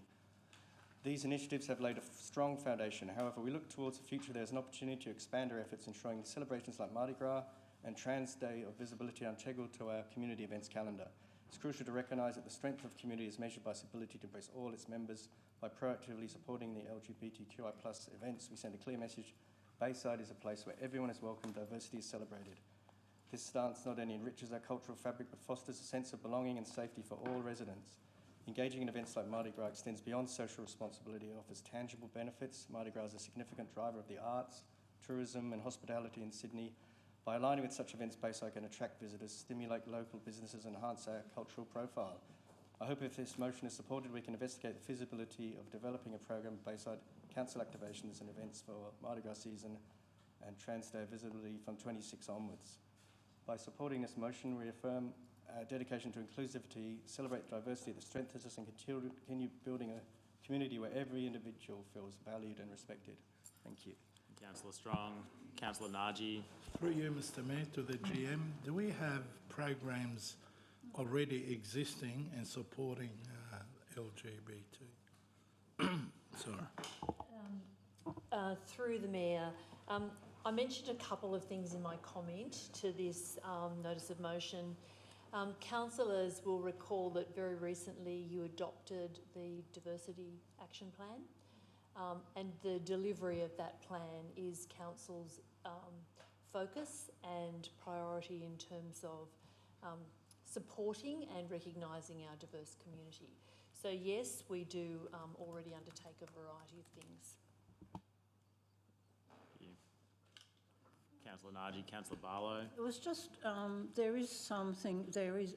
vaguely remember, well, there was a film that we went to which was really good and it was amazing, and that was put on by our community group, our community service managers.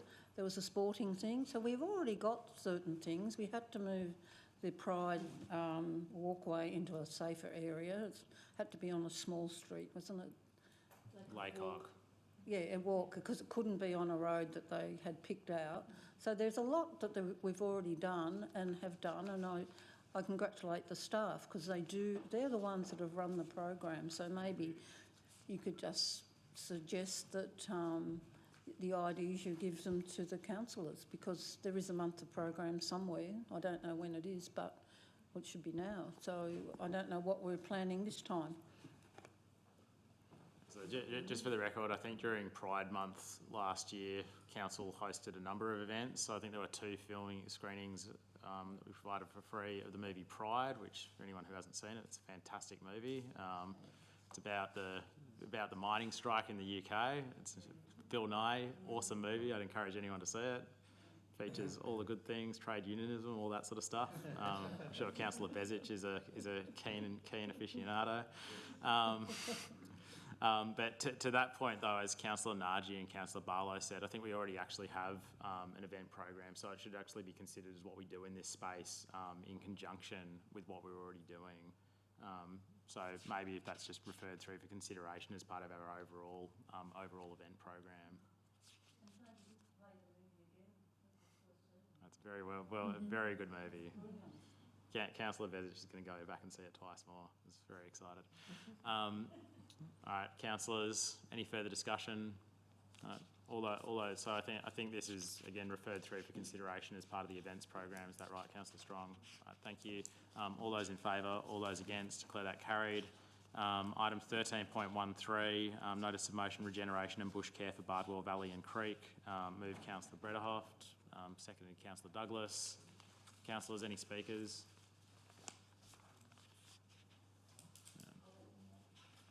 Councillor Brederhoft.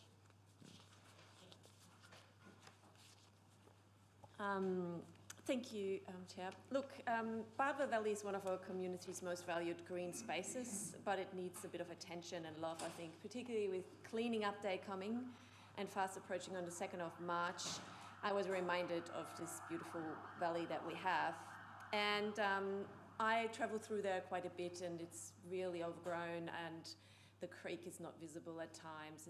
But there's a lot of weeds out there. So that's why I put forward this motion to, to really call on the council to put a recreation or regeneration of bush care forward in Bardwell Valley and Creek. I note that the general manager has allocated that it is potentially costly, but if we can just keep it sort of on the radar and start activating this bush generation to make it as beautiful as it can be. Particularly, there's also like a Prime Minister's walk, and sometimes it's overgrown, trees are overlaid, the pathway is not great. So if we can put some love and care into this area, I think the Bardwell Valley, Ward 4 people, and similarly Ward 4 and Ward 3 would be really, it would be really beneficial. So to that point, Councillor Brederhoff, before we do adopt, and it does note that any substantive recommendations from this would need to be considered as part of the operational plan and capital works program, but maybe instead we could bring this back as a report to a committee on what we're doing in bush care at the moment, because we obviously don't just have Bardwell Valley and Creek. We've got bush care groups operating, I believe, at Ramsgate, at Sir Joseph Banks Park, all doing fantastic. Yeah. I'm sure many councillors have had the privilege of going to these groups. I certainly have in my ward. They do fantastic work as volunteers for the community, supported by council. So maybe we could, Councillor Brederhoff, get a report back to the next committee about what we're doing at the moment, and then we can maybe consider what more we should do in that space. Yep. That's fine. And also, I mean, the national, regarding all of those bush regarding care us, yes, and also we could also apply for a grant for the National Trust. Is that something that we put into that as well? I'm sure the diligent grant writers at council will have already been putting that together. Councillors, further discussion. Councillor Curry. Yeah, if I can just add, thank you for bringing this forward. It's really important for us to protect those natural environments. I know that we did last term at council, so can we ask that we don't regenerate the same report? There needs to be a bit more quality investment into the bush care group. That means better training for our bush care, some education that comes with it, so they want to come and they want to learn as well as contributing to that local environment. So I think, with all the spaces, the ability to distribute that and we could, really get a good outcome, because people are looking for opportunities to volunteer, they're looking for opportunities to contribute to our environment, and it's the perfect avenue for people that raise issues and complain. Well, this would provide a way for them to actually get out there and play a role in contributing to our local environment. Thank you, Councillor Curry. Any further discussion? Councillor Douglas. I mean, this is a really important part of our natural environment here. It's part of our Green Corridors network designated by the state government. It's a very unique and beautiful area. I was also meeting today with the Kamay Botany Bay Environmental Education Centre that the Department of Education runs, and they just went to Barton Park for the first time and were blown away about what council have done in Barton Park. And they've already come up with 2 new education lessons, one for Barton Park and one from the other side of the creek, for Muddy Creek, where the community garden is. And they're looking for places where they can walk students to their local parks, their local bushlands, and teach them about what we have locally, because they say that it's much better to take people to their local community to learn to love and protect our green spaces than it is to take them off to a national park somewhere where they may never go back to. So there's these great opportunities right on our doorstep, and I've many times walked through that valley and felt sad about the huge amount of plastic pollution and the weeds and stuff choking that valley. So I think if council can really find ways to work with groups or get grants or whatever we can do to really cherish our natural environment, I think it's very much reflected in the community sentiment survey that we've also seen over the last couple of years, that that's a really big priority for our community. Thank you, councillors. Any further speakers? All those in favour, all those against, declare that carried. Item 13.14, addressing truck traffic on Forest Road and Stony Creek Road. Moved Councillor Brederhoff. Seconded Councillor Douglas. Is there any discussion, councillors? I think this is fairly straightforward, that we know what an enormous problem this is. I will make comments, and it's my ward. Councillor I've Barlow. been standing on the corner at Councillor Curry has as the mayor, Councillor Whiter has as the mayor, while we were listening to those trucks. We have tried and tried and tried. We've had the now Premier, we've had the member for Rockdale, all promising to get rid of these trucks. In 2011, we had the M5 opened. The M5, Bexley was an amazing shopping centre then. So there's a lot of, I was looking at some of the stuff, we have done so much, but until the government, whichever government it is, decides that the trucks have to go back on the M5, they have to take the toll off, I don't care.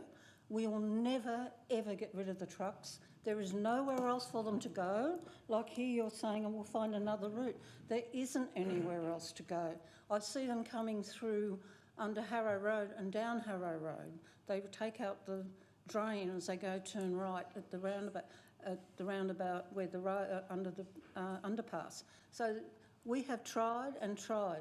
The government of the day, whichever it is, have never done anything when, I'm sorry, but the Liberals, Andrew Constance was invited by many mayors. He never came. Natalie Ward was invited. They never came and saw how bad the traffic was. But we did have, at that stage, they were in opposition, promising things. They have to, something has to be done. I don't know what it is. I know you've got toll relief, which helps a lot of the people out west, but it's the trucks that we need to get rid of. We did fight tooth and nail, because at one stage, Transport New South Wales were making both sides of Forest Road a clearway 24 hours a day. We fought, we got that into a reasonable amount of time. We've asked, I think we've written to the department again asking for like morning peak, afternoon peak, not 24-hour peak. So at least the shops in Bexley have now got some parking part of the day. So there's a lot we have done. I don't know what else you can do, but you can't say that the trucks go down this side street because there's nowhere else to go.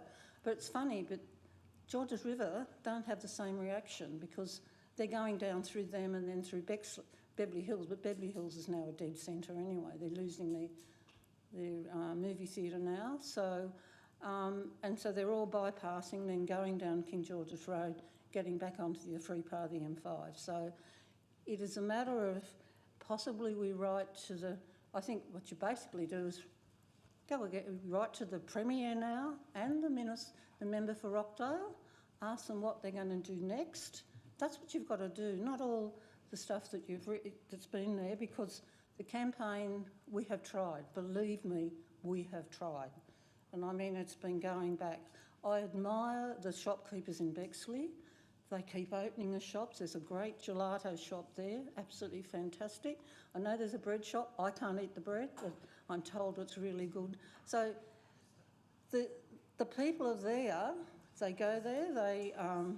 And they keep opening new shops, and they're all new, good shops. So I feel that we need to try and get rid of the trucks. I don't know how you're going to do it, but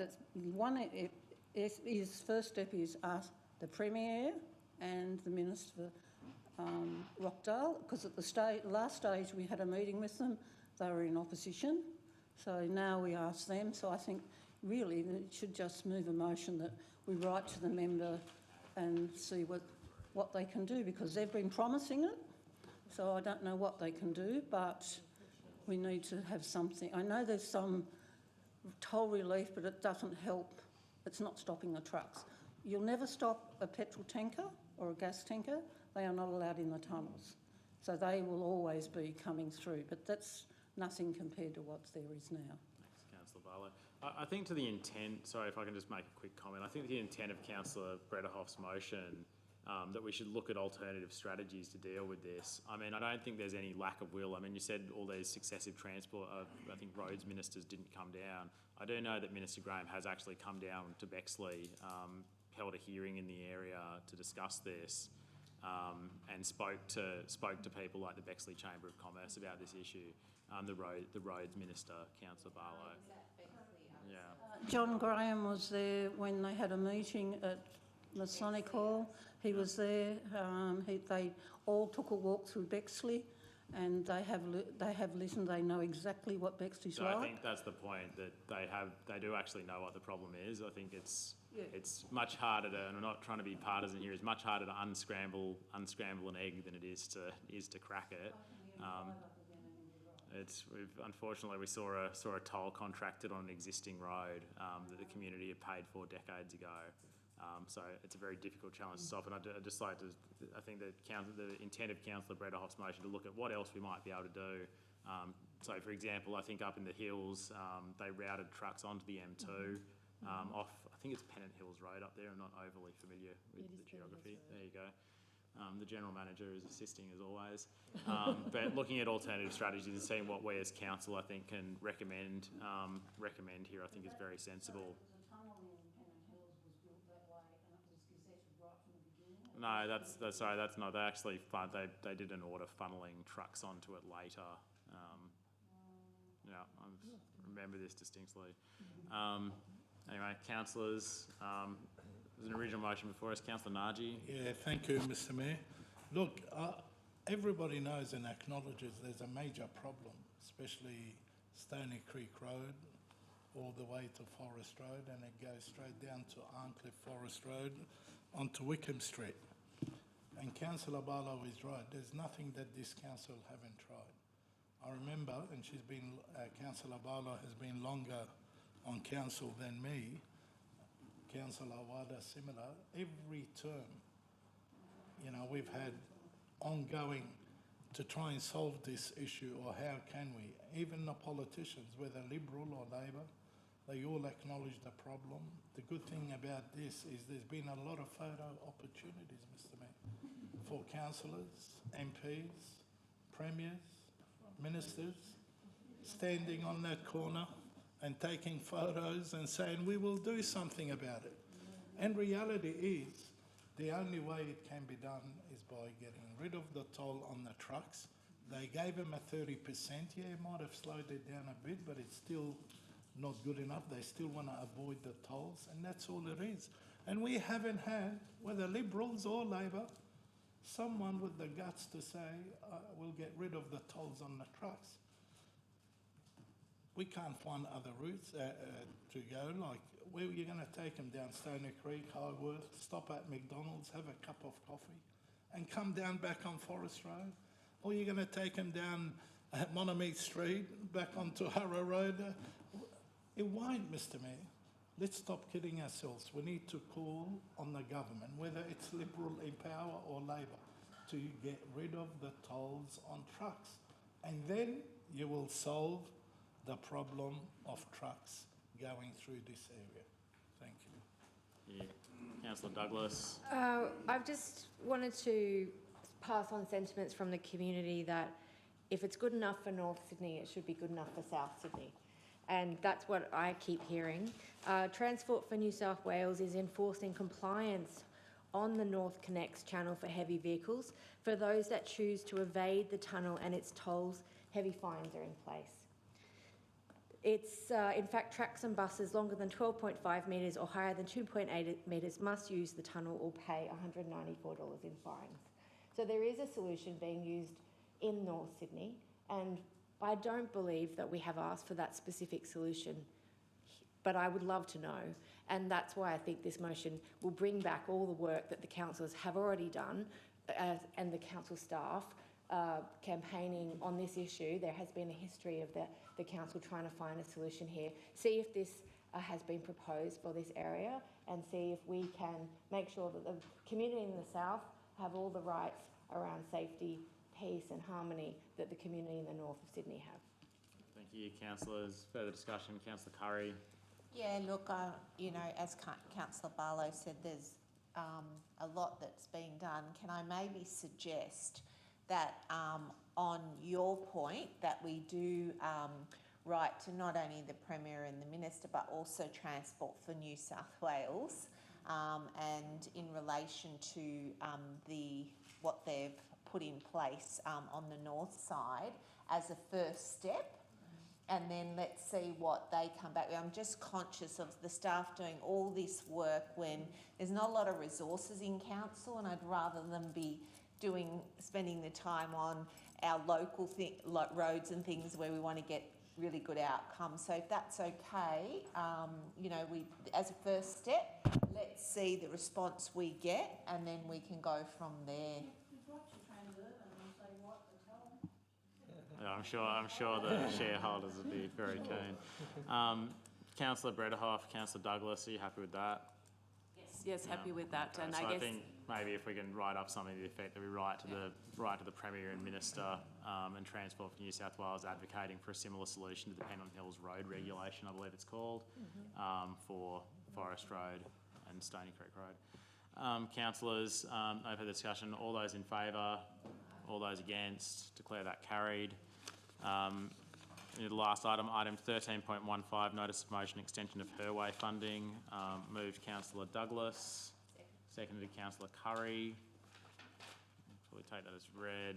Councillor, any discussion? I just want to shout out to the staff who took the initiative to apply for the Safer Cities Herways program as a pilot, and did a great amount of work doing community consultation in a variety of areas to come up with solutions from the grassroots up, from our local community, and largely for women to feel safer in their daily commutes.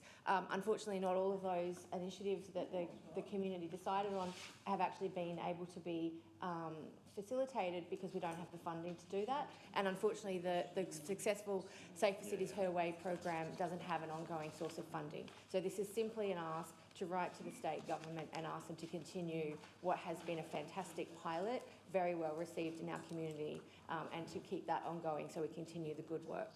Thank you, councillors. Further discussion?